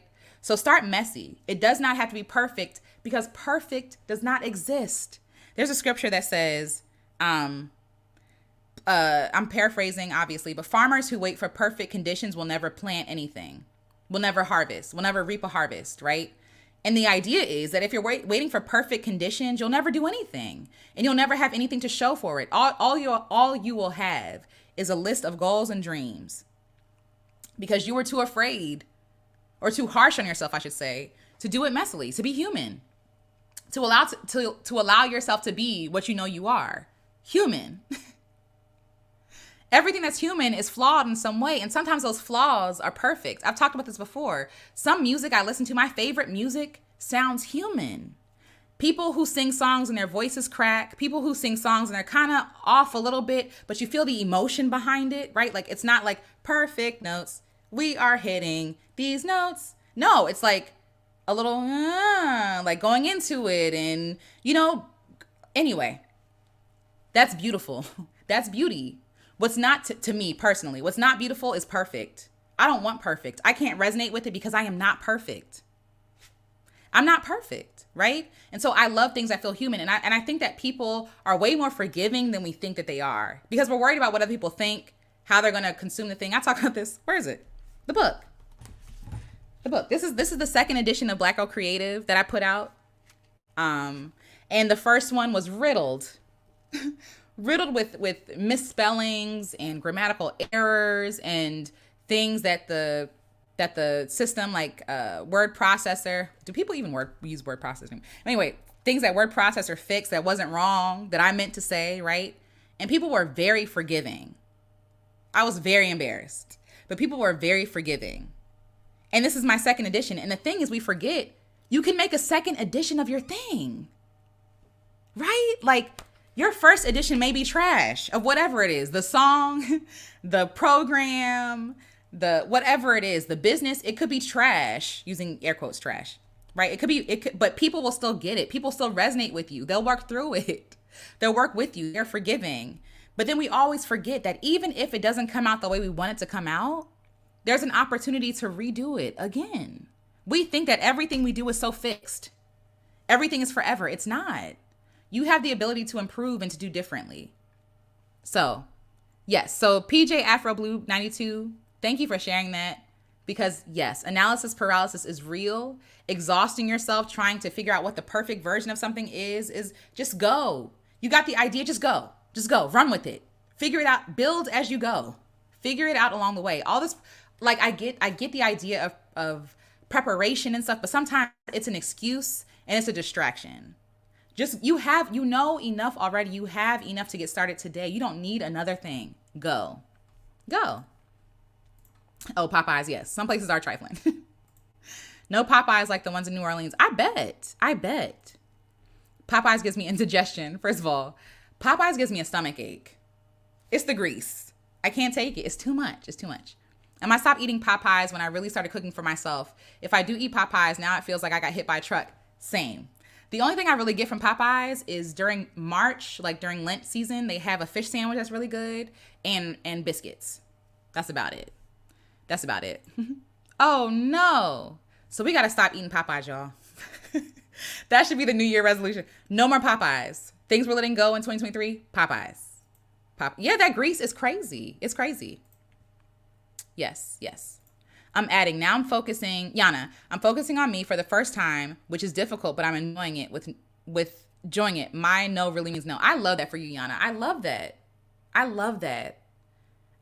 I've been focusing on me too. Like I've been spending a lot of time with myself, learning myself, questioning things, confronting some things I've been running away from, things I don't want to think about or talk about. Like, and it's been a beautiful experience.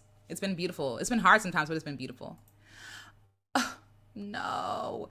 We had mice at a restaurant I worked at, but they were just strict on keeping bins closed and cleaning. Oh, no.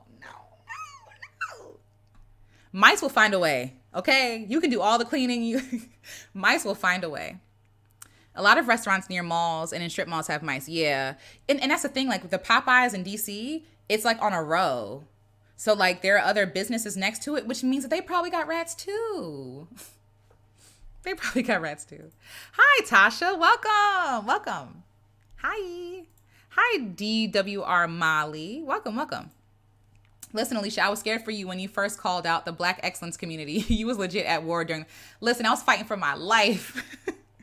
Fighting for my life in the comment section, which I probably shouldn't have been doing anyway. But I took it personal. I was like, I was like, no, y'all are misunderstanding what I'm saying. That's not even what I meant. Just like fighting and I'm like, at some point, girl, give up. It is what it is. And under that video, I made a post and said, I said what I said. If you disagree, you disagree. I'm not talking about this no more. I said what I said and I left. And I still get notifications that people comment under there and people drag me. You're being what is the word? You're being disingenuous. You're being unrealistic. You don't want doctors. You're just a failure. You're just mad because you couldn't achieve black excellence. I'm like, you don't know me. You talk about black. Listen, I chased everything I thought was what black excellence was, and it exhausted me. It made me sick. It made me depressed. Like, and I realized I wasn't the only one. But we just normalized being depressed and being exhausted. Like, I've had 3 jobs at one time. I made, like, in school, I made good grades. Like, it's like what you think about me says a lot about you. And that's what I realized about that whole situation. That whole black excellence thing is like, this is what y'all think. Again, like I said, I felt bad for a gentleman who said, you're not special just because you exist. You have to earn. No, you're not worthy. I think he might have said, you're not worthy just because you exist. Because I say that you're worthy because you exist. That's my belief. If you exist, you're worthy. But he was saying that you have to earn your worth. And I said, we're not going to agree. And I feel really sorry that you really believe that. So that whole experience showed me this, like, girl, it's not even about you. People are triggered because something in them resonated with what you said. Something in them was like, Like, apparently I was also bringing down the whole black race by saying black excellence. I gave it up. Like, a lot of people were saying a lot of things that had me really sitting back and being like, wow. Like, if black joy and beauty and pride, right, is on the balance, is sitting on these material possessions and these things that pass away anyway, then black people are not excellent. That's what you're telling me. If you're telling me that black excellence only exists because of people having degrees or jobs or children or marriage or houses or cars, right, these things, these material things, then black people are not excellent. You're proving my point. Right? Like, I believe black people are excellent, period. The janitor, the stay-at-home mom, the entrepreneur, right? Like, the person working in corporate America, the person RVing across the country, the person who was unhoused, period. Like, that's just my belief. But yeah, I was fighting for my life in them comments. I'm not doing that no more. No more. 2023. Oh, love you. Thank you. This is truly miracle. I had to change. Welcome, Erica Cross. Truly miracle. We're happy that you're here. I did have a deep conversation with my Uber driver. I love that man, and I don't even know who he is. I have experiences like that all the time. I'm like, oh my God, I love them. Can we be friends? That's beautiful, though. I love opportunities to connect with people like that. It's one of my favorite things to do. Yes. Hi, Live Free. Yes, let's live free. I love that. If they do not have at least a decade of experience and a certification, don't do it. Also, you need to have a rapport with your therapist. I agree. Y'all, finding a therapist is like speed dating. It really is, except it's more exhausting because you're like unearthing all your things every meeting. It's so much, which is why I haven't been back and I need to go back. But like finding a therapist can be difficult. It's just emotionally draining. It's not that I don't want to, but to have to keep rehashing my traumas and my experiences, it's a lot. It's a lot. But yes. Take your time to find your therapist. Seriously. And the last therapist I had, just for example, I was telling her all the stuff that I had, that I was working through. And she says to me, she's a white woman, a white older woman. And she says, I'm like, you could tell that she just felt sorry for me. And I'm like, I don't need you to feel sorry for me. I need you to help me, please. You know, and at that moment I was like, this is not the person for me. You know, and it's not, you know, no dig to her. It's just like, she's just not my person. And that's okay. I was going to therapy. These therapists are getting so greedy. Price went from $80 to $130 an hour in 1 year. Wow. The therapist would put the call on mute and just listen. You could do that with your friends. You could do that with your friends. But yeah, no. That makes me so sad because a lot of people who need therapy don't have the resources to get it. And there are some organizations who help people afford therapy. But yes, it should be widely available. Unfortunately, it's not. It's like a privilege to have a therapist. Wait a minute, David Goggins is my guy, but I also like your like-minded thoughts and content. That's funny. No shade to David Goggins, okay? No shade at all. It's just not for me, okay? He's not for me. Yes, I'm curating my space this year. I love that. Social media included. Same. Loving your positivity. Oh, thank you. I hope, I appreciate that. I do. I have I deleted Facebook off my phone, and I put Instagram and Twitter in like a separate folder on my phone to like make it hard for me to actually get on those things, because it's just like, I think it's great, but I don't want to be inundated with all this stuff. It's a lot of emotions, like, and I'm sensitive. So somebody says like somebody passed away, then it's like somebody got married, somebody had a baby, and you're sitting on these like emotional roller coasters. And then before I know it, it's been 5 hours. I'm emotionally drained, and it's not that I don't care. It's just that the emotional capacity for me is like not there right now. So I think curating what you take in is good for you. Also, I don't know if we're meant to be that connected to people, like to know everything that's happening in everybody's life. I don't know if that's normal. I don't know. I'm thinking about that. Like, were we ever really meant to be that connected to know everything that's happening in the world, to know what everybody thinks? I don't know. But here I am on social media talking, so I don't know. I could be a hypocrite. Little Tommy or Jessica is not perfect once they grow up. No. Also, speaking of Tommy, and Tommy reminds me of Rugrats. But I dyed my hair recently, and I washed it and I took it out, and I was like, oh my God, I look like Angelica, the doll. I mean, no, Cynthia, not Angelica. Angelica's doll, Cynthia. It just made me think of that. Anyway, done is better than perfect. People resonate better with imperfections. Same. I agree. You were so right. Just getting started and learning as we go, and we will eventually get there. Yes, eventually. And where is there, right? Where, like this elusive there? What is there? What does that even mean? You know, like a lot of things that we can dream for ourselves sometimes are based on what we want, what our pride wants, what our ego wants. It's like, ooh, I want the followers, but you really don't have a real why you want it except the attention, and because you think that that's success, right? And I think that sometimes we surprise ourselves with what we really want, with what's really fulfilling in our lives, you know? So yes, we'll get there. And there for me is like wherever we're supposed to be. But you're not going to get there if you don't do nothing. You know what I mean? So yes. I needed this reminder as I'm developing this video game. Ooh, the Dark Knight, that's so cool. This video game I'm creating. I'm finally learning how to listen to my soul as a means to tell me that I made something great. I love that. That feels so good. I love that. That's awesome. And congrats. That's huge. Yes, do it messily. Absolutely. Thank you, Marcus. Marcus came through with the reference. Ecclesiastes 11:4. Farmers who wait for perfect weather never plant. If they watch every cloud, they never harvest. Thank you. Yes. If you're waiting for perfect weather to plant, you're not going to, right? And if you're watching every cloud, like, oh, is it going to rain? Oh, okay. Is that one going to rain? Like that's what I imagine. Like every cloud that passes, the farmer's like, oh my God. Because you looking up, put something in the book. Put something in the book. I just read something. Put something in the ground. Put it in the ground. You know what I mean? And the thing about like what I find wild about nature is like sometimes when you plant seeds, they don't grow, right? But they nourish the soil. They go back into the earth, right? But then sometimes you plant seeds and it don't grow until the next season, or it regrows the next season. You feel me?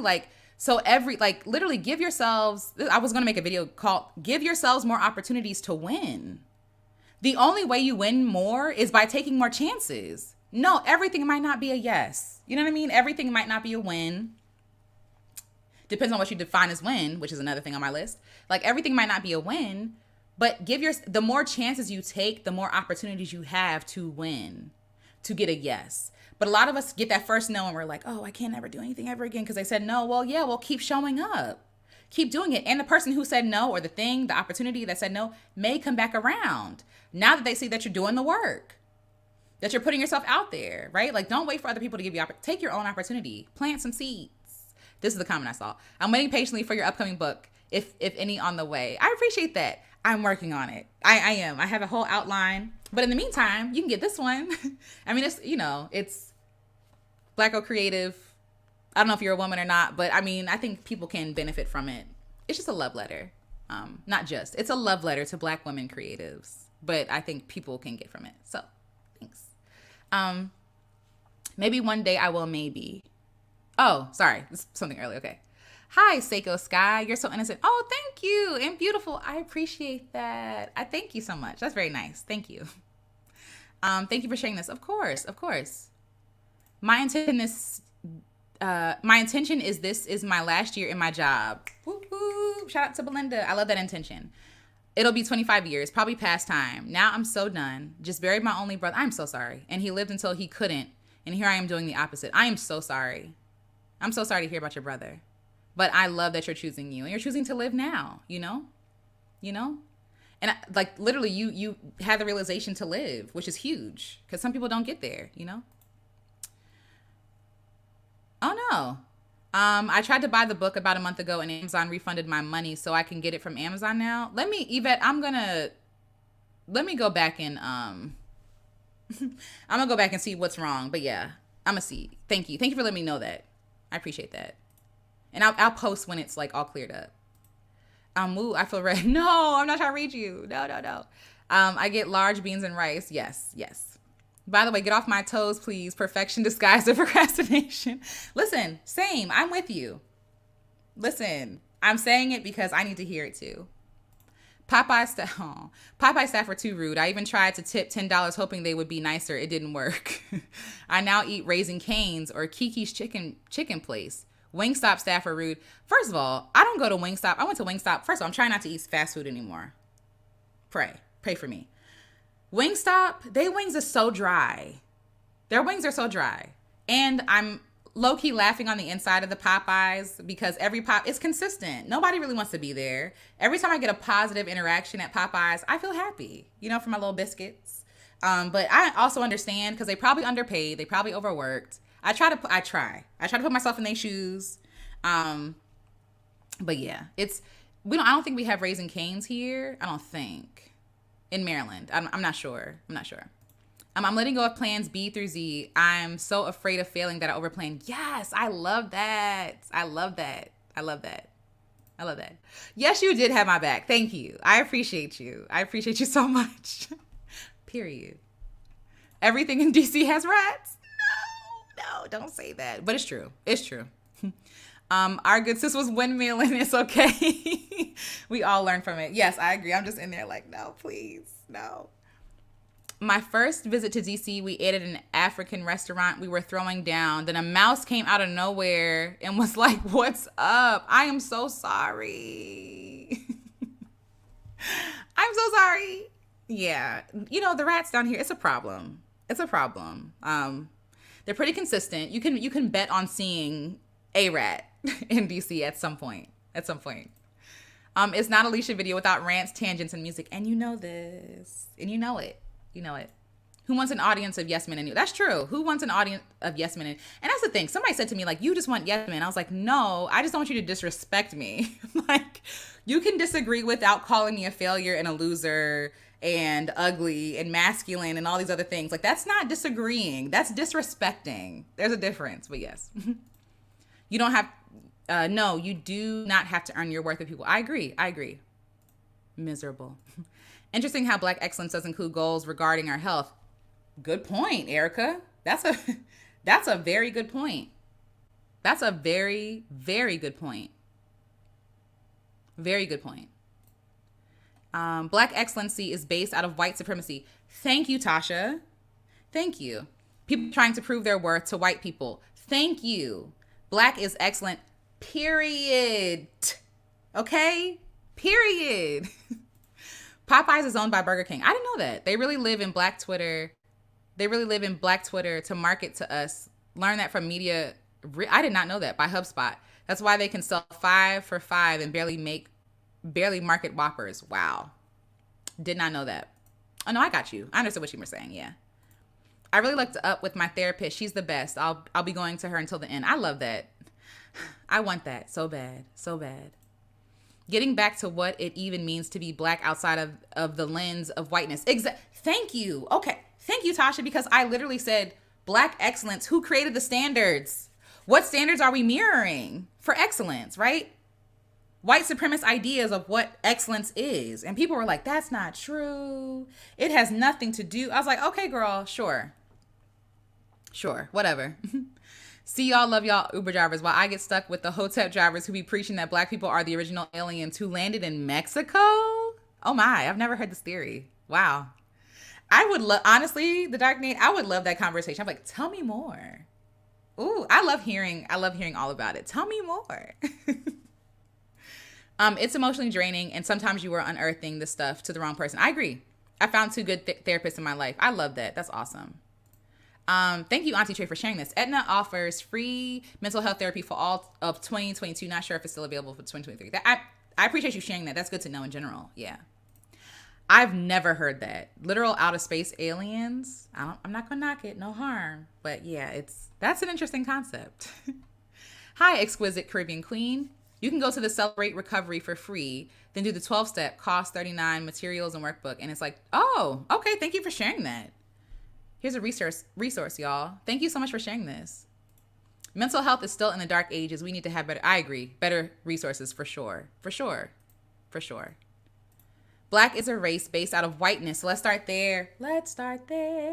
Who are we outside of the lens of white eyes? Okay, done.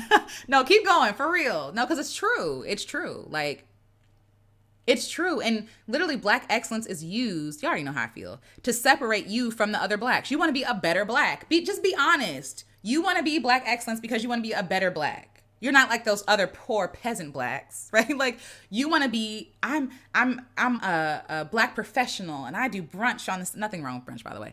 I do brunch on Sundays, and it's like, girl, you just like me, girl, with a degree. Calm down. We weren't supposed to see so many faces. We weren't supposed to see so many faces. Yeah. I believe we all need mental health counseling. Yes, we are all traumatized to an extent. Exactly. I agree. I don't think that anything necessarily has to be wrong to go seek mental health therapy services. I think everybody should go. Just like when you have like a car, like maintenance, right? You don't just well, I did, but I learned my lesson. You don't just run your car until it has no oil in the tank, or, you know what I'm saying? Like, you get it serviced. It's the same thing with mental health. I agree. I want to go back to my last therapist. She was great. That's awesome. I need to find one. Thank you, Monique. I did dye my hair. Thanks so much. Oh, wait. Yes, thank you. I appreciate that.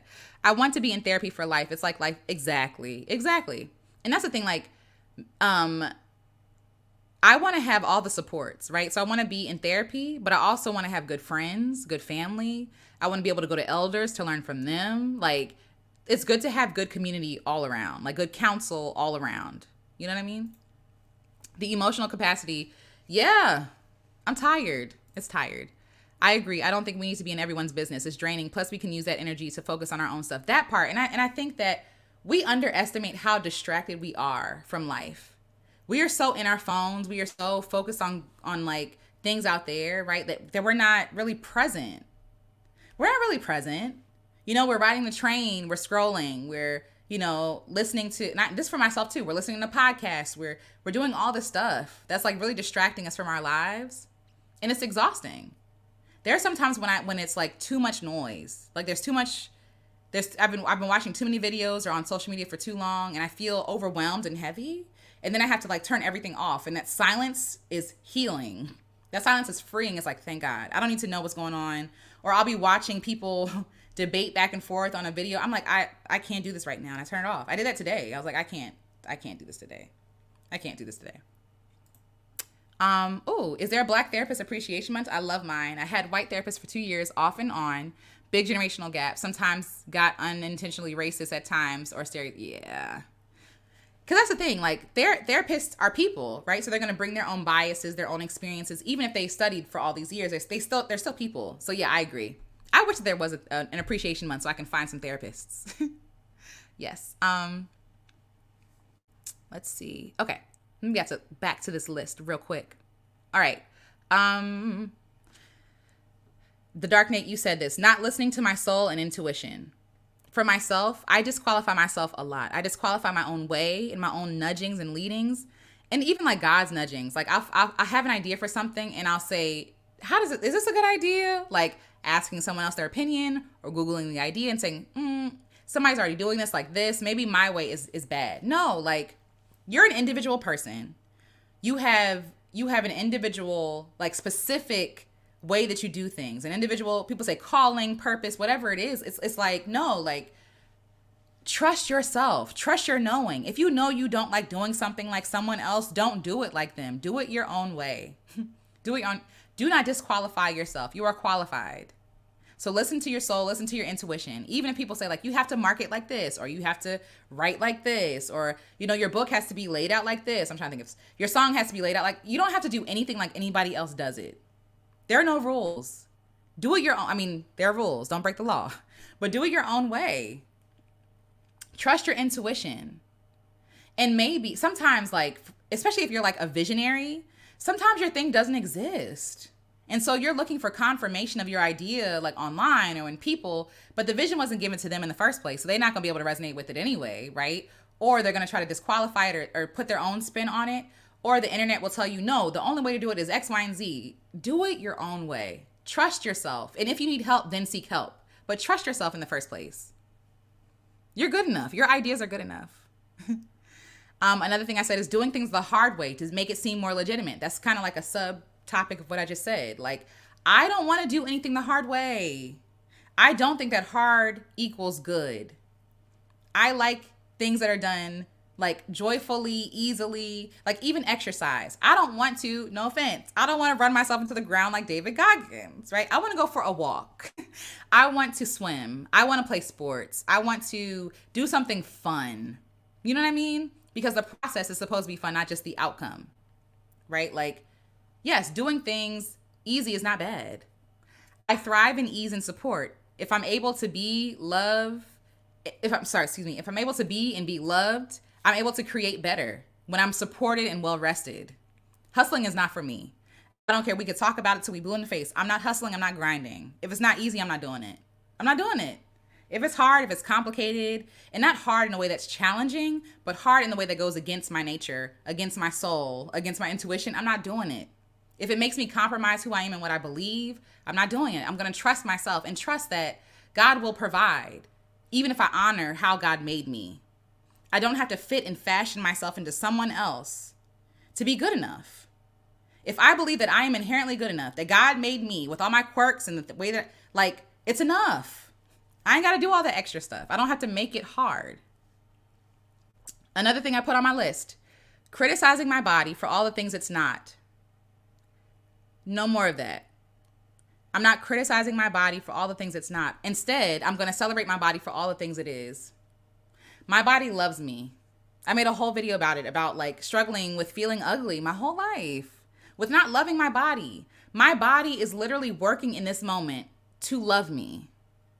And all I have to offer to it is criticism and mean words and this is ugly and that's not good. Like I talk about even like hyperpigmentation. So I get hyperpigmentation, like, I don't know if there's some like right here, right? And so I get that because like sometimes I'll get like a breakout or whatever, you know, it's life.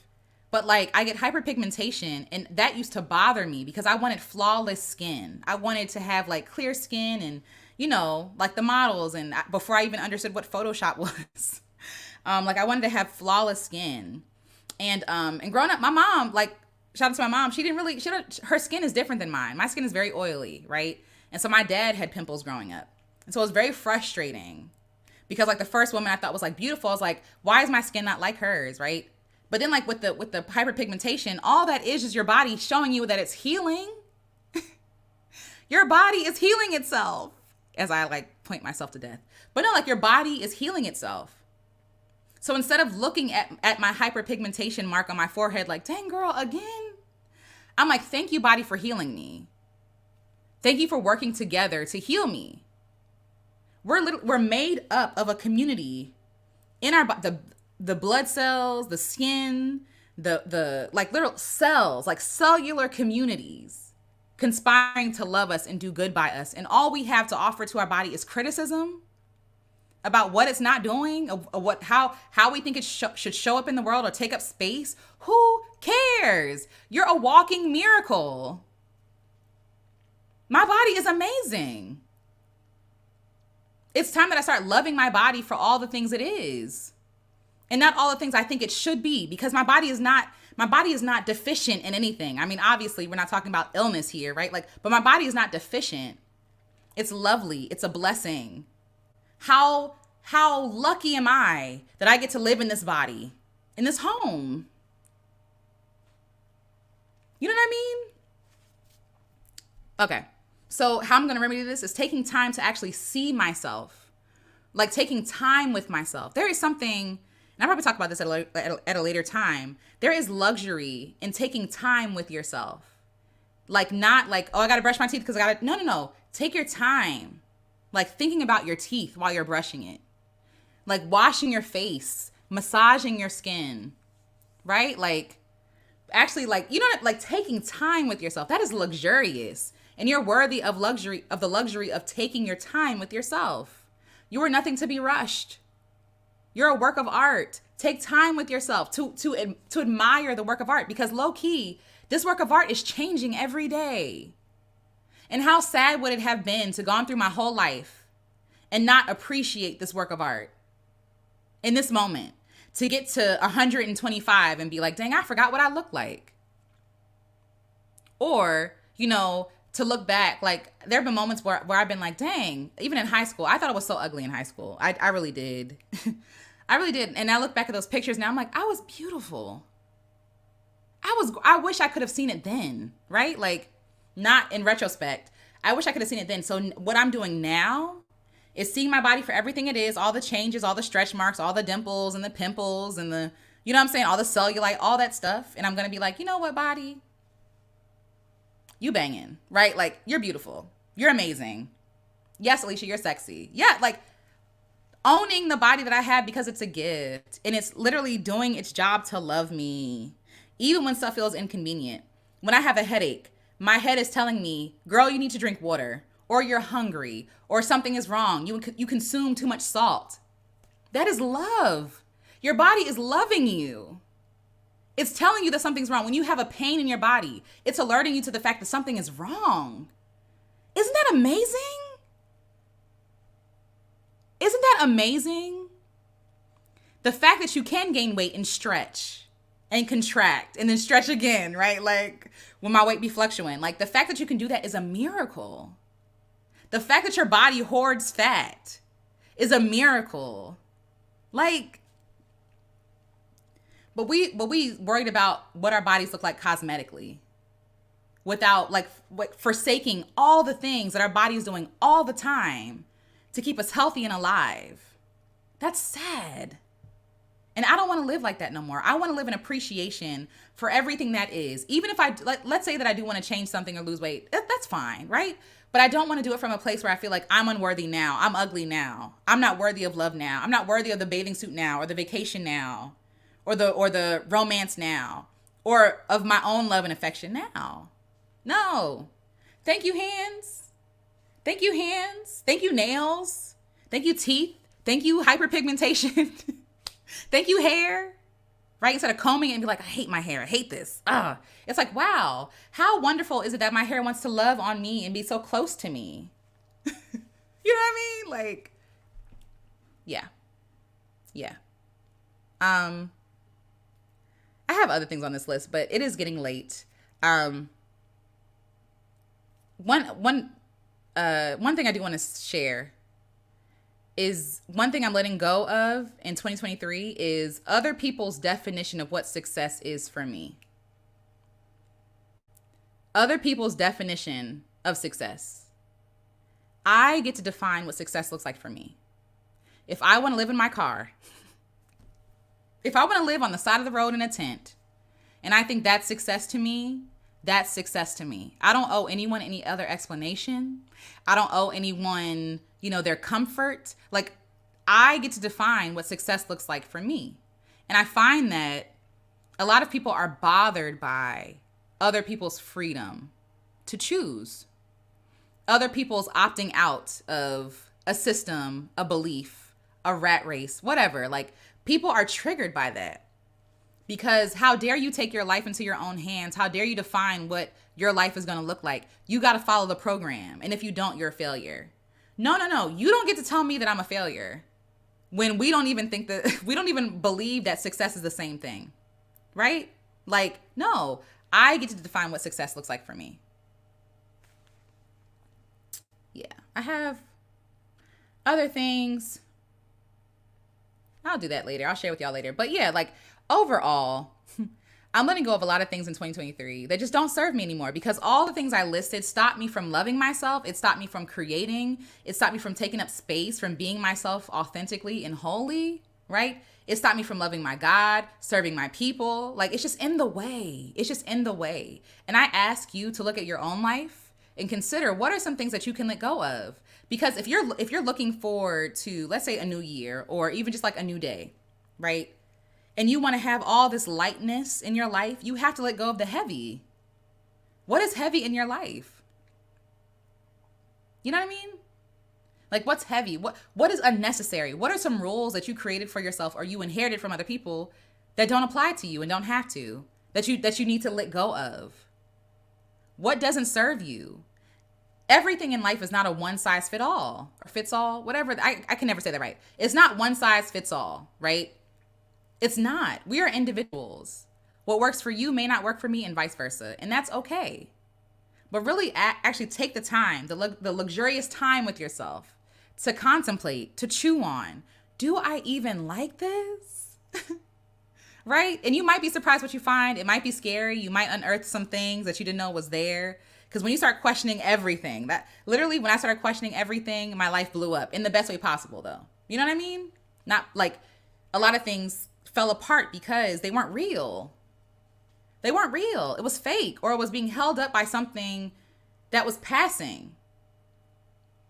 But we have the opportunity and the option, right? The autonomy to be like, actually, thank you so much, but you're not serving me anymore. Even the people pleasing in me, right? There was a reason why I was people pleasing, to survive, to be loved, right? But at this point in my life, that's in the way of me loving myself, so I put it down. I put it down. Sitting with the weight of someone being, disappointed in me and someone not liking me and misunderstanding me and being irritated with me, like sitting with that and being honest about it. Like, even if all those things are true, my worth has not changed. My value has not changed. And that is harder to do than convince somebody to love me. Loving myself is harder to do than convincing someone to love me. Isn't that crazy? So we're avoiding the real work by doing work that seems like it's beneficial when really it's just in the way.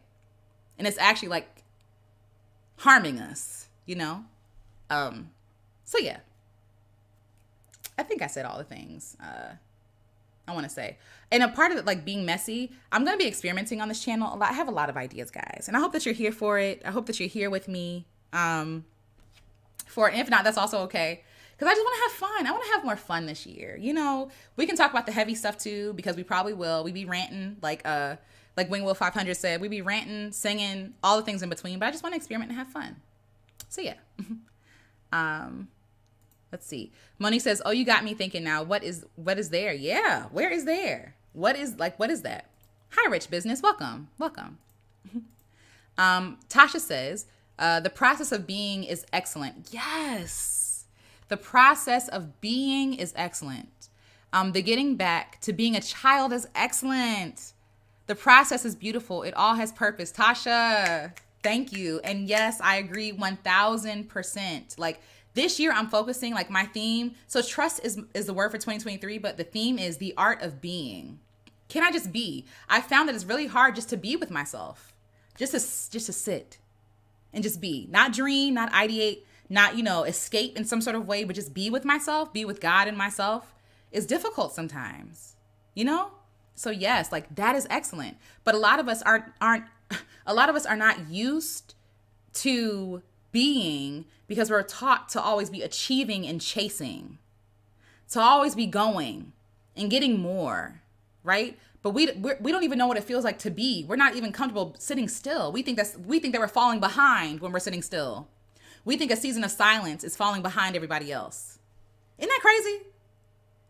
Or even for myself, when I've achieved something, I'm like, okay, what's the next thing to do? Without even sitting there and being like grateful for the moment and what I have and reflecting on it and celebrating. No.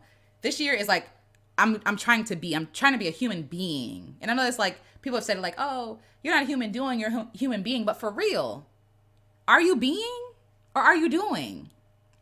Or do you feel like doing is a part of your being? You feel me? Like, who are you divorced from all that extra stuff? All those titles, all those responsibilities. That's the real work. Who are you? Anyhow. Okay, Seed Sermon. Life should be easy. I love that name, by the way. I agree. Okay, Raising Cane's in Towson. Oh, who's going to Towson? I guess we can go there. Let's take a day trip. Oh, thank you, Playa, or Playa. Oh, is it Playa? Like, okay, got it. Playa as in beach. But thank you. It's the birthday month. I appreciate you. Burger King is so terrible. I stopped eating there as well. Yeah, Burger King, it's not really that good. I like the Hershey pie, but it's not really that good. It sounds like I need to bring a questionnaire and ask, do you have mice? Hello, and don't you lie to me. Don't you lie to me. Yes, that was a word, Tasha. Seriously, I love that. Thank you, Miss K. Thank you so much. But I did not. I'm just joking, Kay, about the brunch. It was a joke. I should have laughed harder, but no, it was a joke. But in DC, like brunch culture is like really big, and it's like, Black professional brunch and Rock Nation brunch Twitter, all that type stuff. But anyway, being raised in America can equal so much trauma. Yes, and we all need therapy, all of us. In my personal opinion, I believe mental health can never truly reach its highest potential unless it incorporates and acknowledges spirit. Yes, that's a tough thing because modernist religion pollutes that. Ooh, excuse me, I just need a sip. Thank you for this tea, Jamal. Appreciate you. Yeah, I agree. But I firmly believe you absolutely cannot separate the very source of mental health. You cannot separate the very source of mental health. But it's hard to get people on the same page in regards to spirit. I agree. That's when it kind of gets like convoluted and debatey. But yes, I agree. For me, I believe that my spirit and my soul are connected. My emotions and stuff like that. Like I believe everything is spiritual. I do. And so, yeah, I mean, obviously, duh. Like trauma is real, right? Depression is real. And I say that, and I'm going back on what I said, because I said no more disclaimers, but this is an important disclaimer to give. It's not even a disclaimer, it's like clarification. I have been in very toxic situations with people, the church specifically, when they're saying, just pray the depression away, pray the anxiety. No. Seek counseling. It's okay. Seriously, go to counseling. It's okay. There's nothing wrong with you for going to go seek counseling. And also, let's talk about how many depressed people were in the Bible. Like, Jesus was depressed. You know what I'm saying? But, like, we want to pretend that, like, there's something wrong with someone who is depressed. No, that's evil. That's toxic. It's not right. But, yeah, I agree. I agree with you. I want a financial coach or mentor. Yeah, I could use a few mentors. Resources rooting for my success and wellness. I love that, Erica.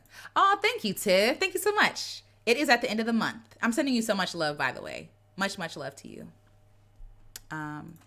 I do the same thing, but not this year. Oh, thank you. Thank you so much, y'all. My birthday is at the end of the month, but we're just going to celebrate all month long. All month long. 100. Yes. Happy birthday. Thank you. Your ideas are good enough. They are. Oh, I'm glad, Rich Business. I'm glad.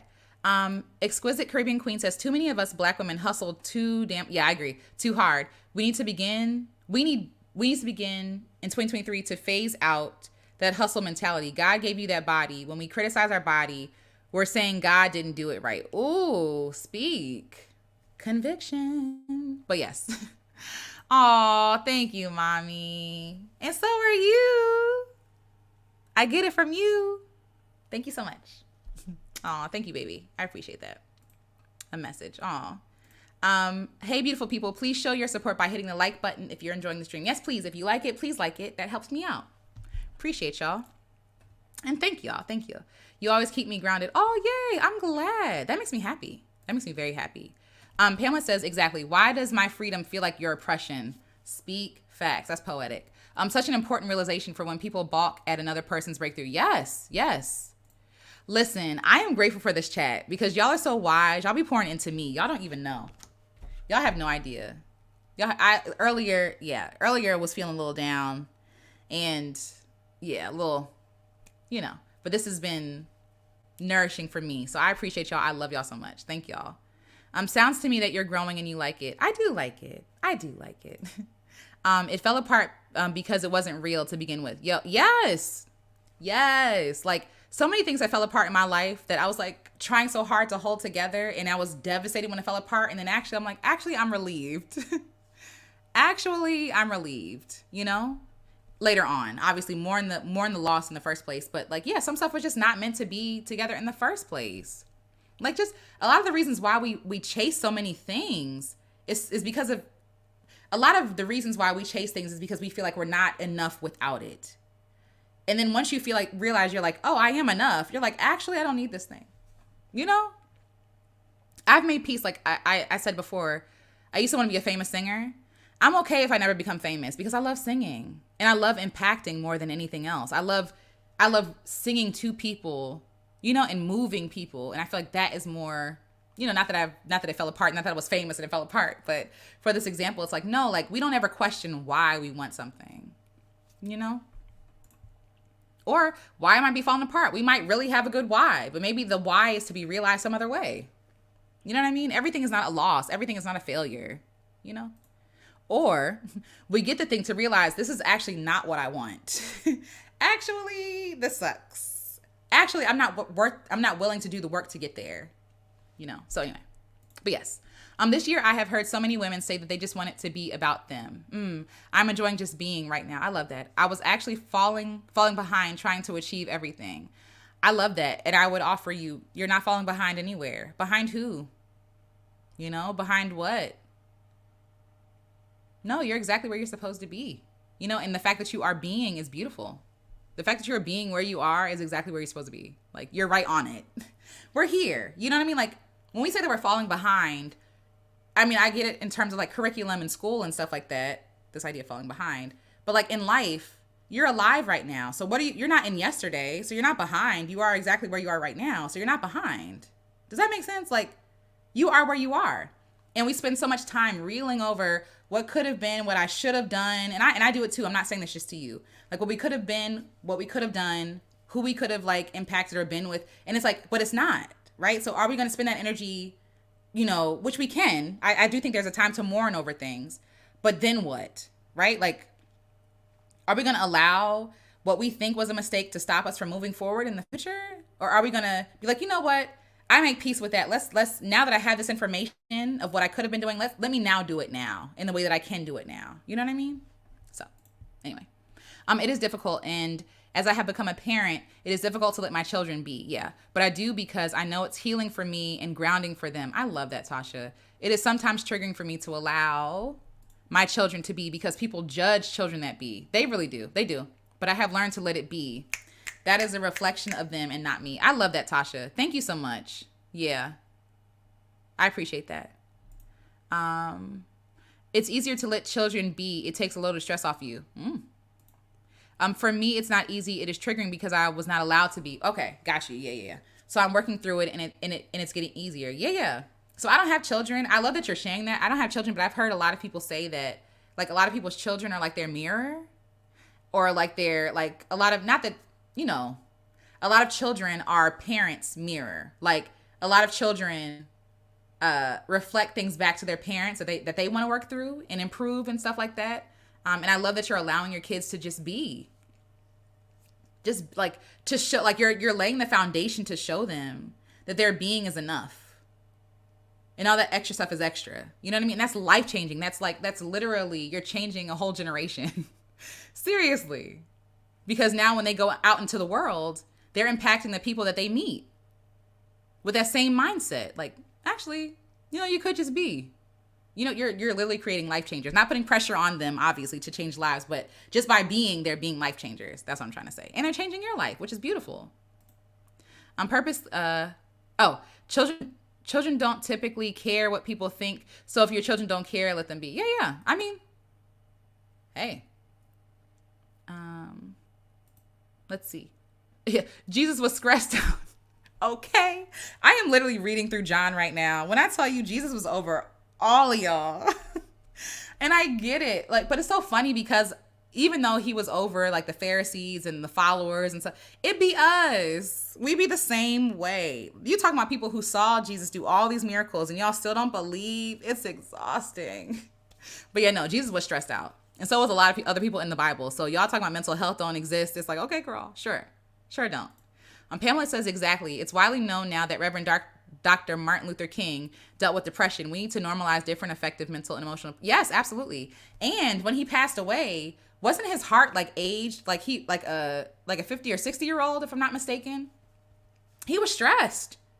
He didn't die obviously of heart issues, but like they did an autopsy on him and his heart had aged. It was stressed out.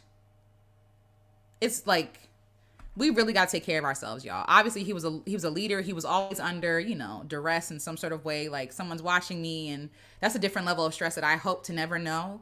But like little stresses like that add up, y'all. They do. They really do. Hi, Melanated Monroe. Welcome from Twitch. Alicia, after you get off, can you highlight your stream? Sure, I can try. I'll definitely try. I just gotta figure out how to do it. But yes, absolutely. Oh, thank you, Tasha. You're so generous. Thank you. I appreciate that. Thank you. I'm a parent, however, I allow my children a lot of emotional freedom. Everything we got in trouble for as children, I allow, such as allowing my children to challenge me and ask me why. Okay. Pamela, I'm not surprised. Look at all the stuff they had to endure. It only makes sense. Yeah. Thank you. Yeah. Yeah. Tasha, seriously, like and I appreciate you sharing that and being vulnerable and sharing that that's triggering. Because some parents wouldn't share that. And that's freeing. And even you sharing that that's triggering is freeing other people to be like, okay, same. Same. The Dark Knight says, that's a good point about falling apart actually being a blessing because I wanted to be famous too. Yeah. But when I got older, almost got in Hollywood and saw the evil going on. We're better off here. Yeah. Like Hollywood is legit evil. It's some dark stuff going on there, y'all. Y'all don't know. I believe it. I 100% believe it. I 100% believe that. Monique says, as a mom, I think we underestimate how evil the systems are and also the entertainment industry too, you know? Monique says, as a mom myself, I love that purposely Tasha let my daughter talk to me and express her feelings, of course. There's balance. Of course there's balance. I notice that she speaks to me and tells me what she needs. I love that. Because a lot of kids are afraid to tell their parents what they feel and what they think. You know, afraid of like letting them down, afraid of getting upset, afraid of like being punished. You know what I mean? Like, so yes, Jesus was stressed. She is 3 years old. She's a 3-year-old toddler. Aw, and I love that she can let me know when she's happy, upset. I love that. Thank y'all. Y'all are amazing parents. Thank you. I put my son in therapy when he went through puberty because our relationship started to change. Yeah. That's good. Jesus, understandable that he was depressed. Okay. Jesus was lonely. He was tired. Like, he was around people. Like, just imagine being around all those people who don't get you, who don't get it, who think you weird. Like, that's a very lonely existence. And obviously, yes, like he says he's not alone because God was, but no, he was depressed. So was David. I love David from the Bible. He's one of my favorites. Moses is another favorite. A lot of my favorites seem like they dealt with mental health issues. Yeah, like what I love, and I understand everybody's not there with the Bible, and it's fine. But like a lot of the stories in the Bible, they're real. Like they're real people with real emotions reacting in real ways, and I appreciate that. I appreciate that so much, because it makes me feel less crazy. It makes me feel way less crazy. I love that it starts early. Yeah.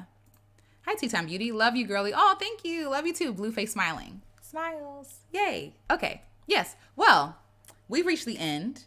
But I really would love for you all to consider what you're going to let go of this year. If you're rewatching, please share below what you're going to let go of.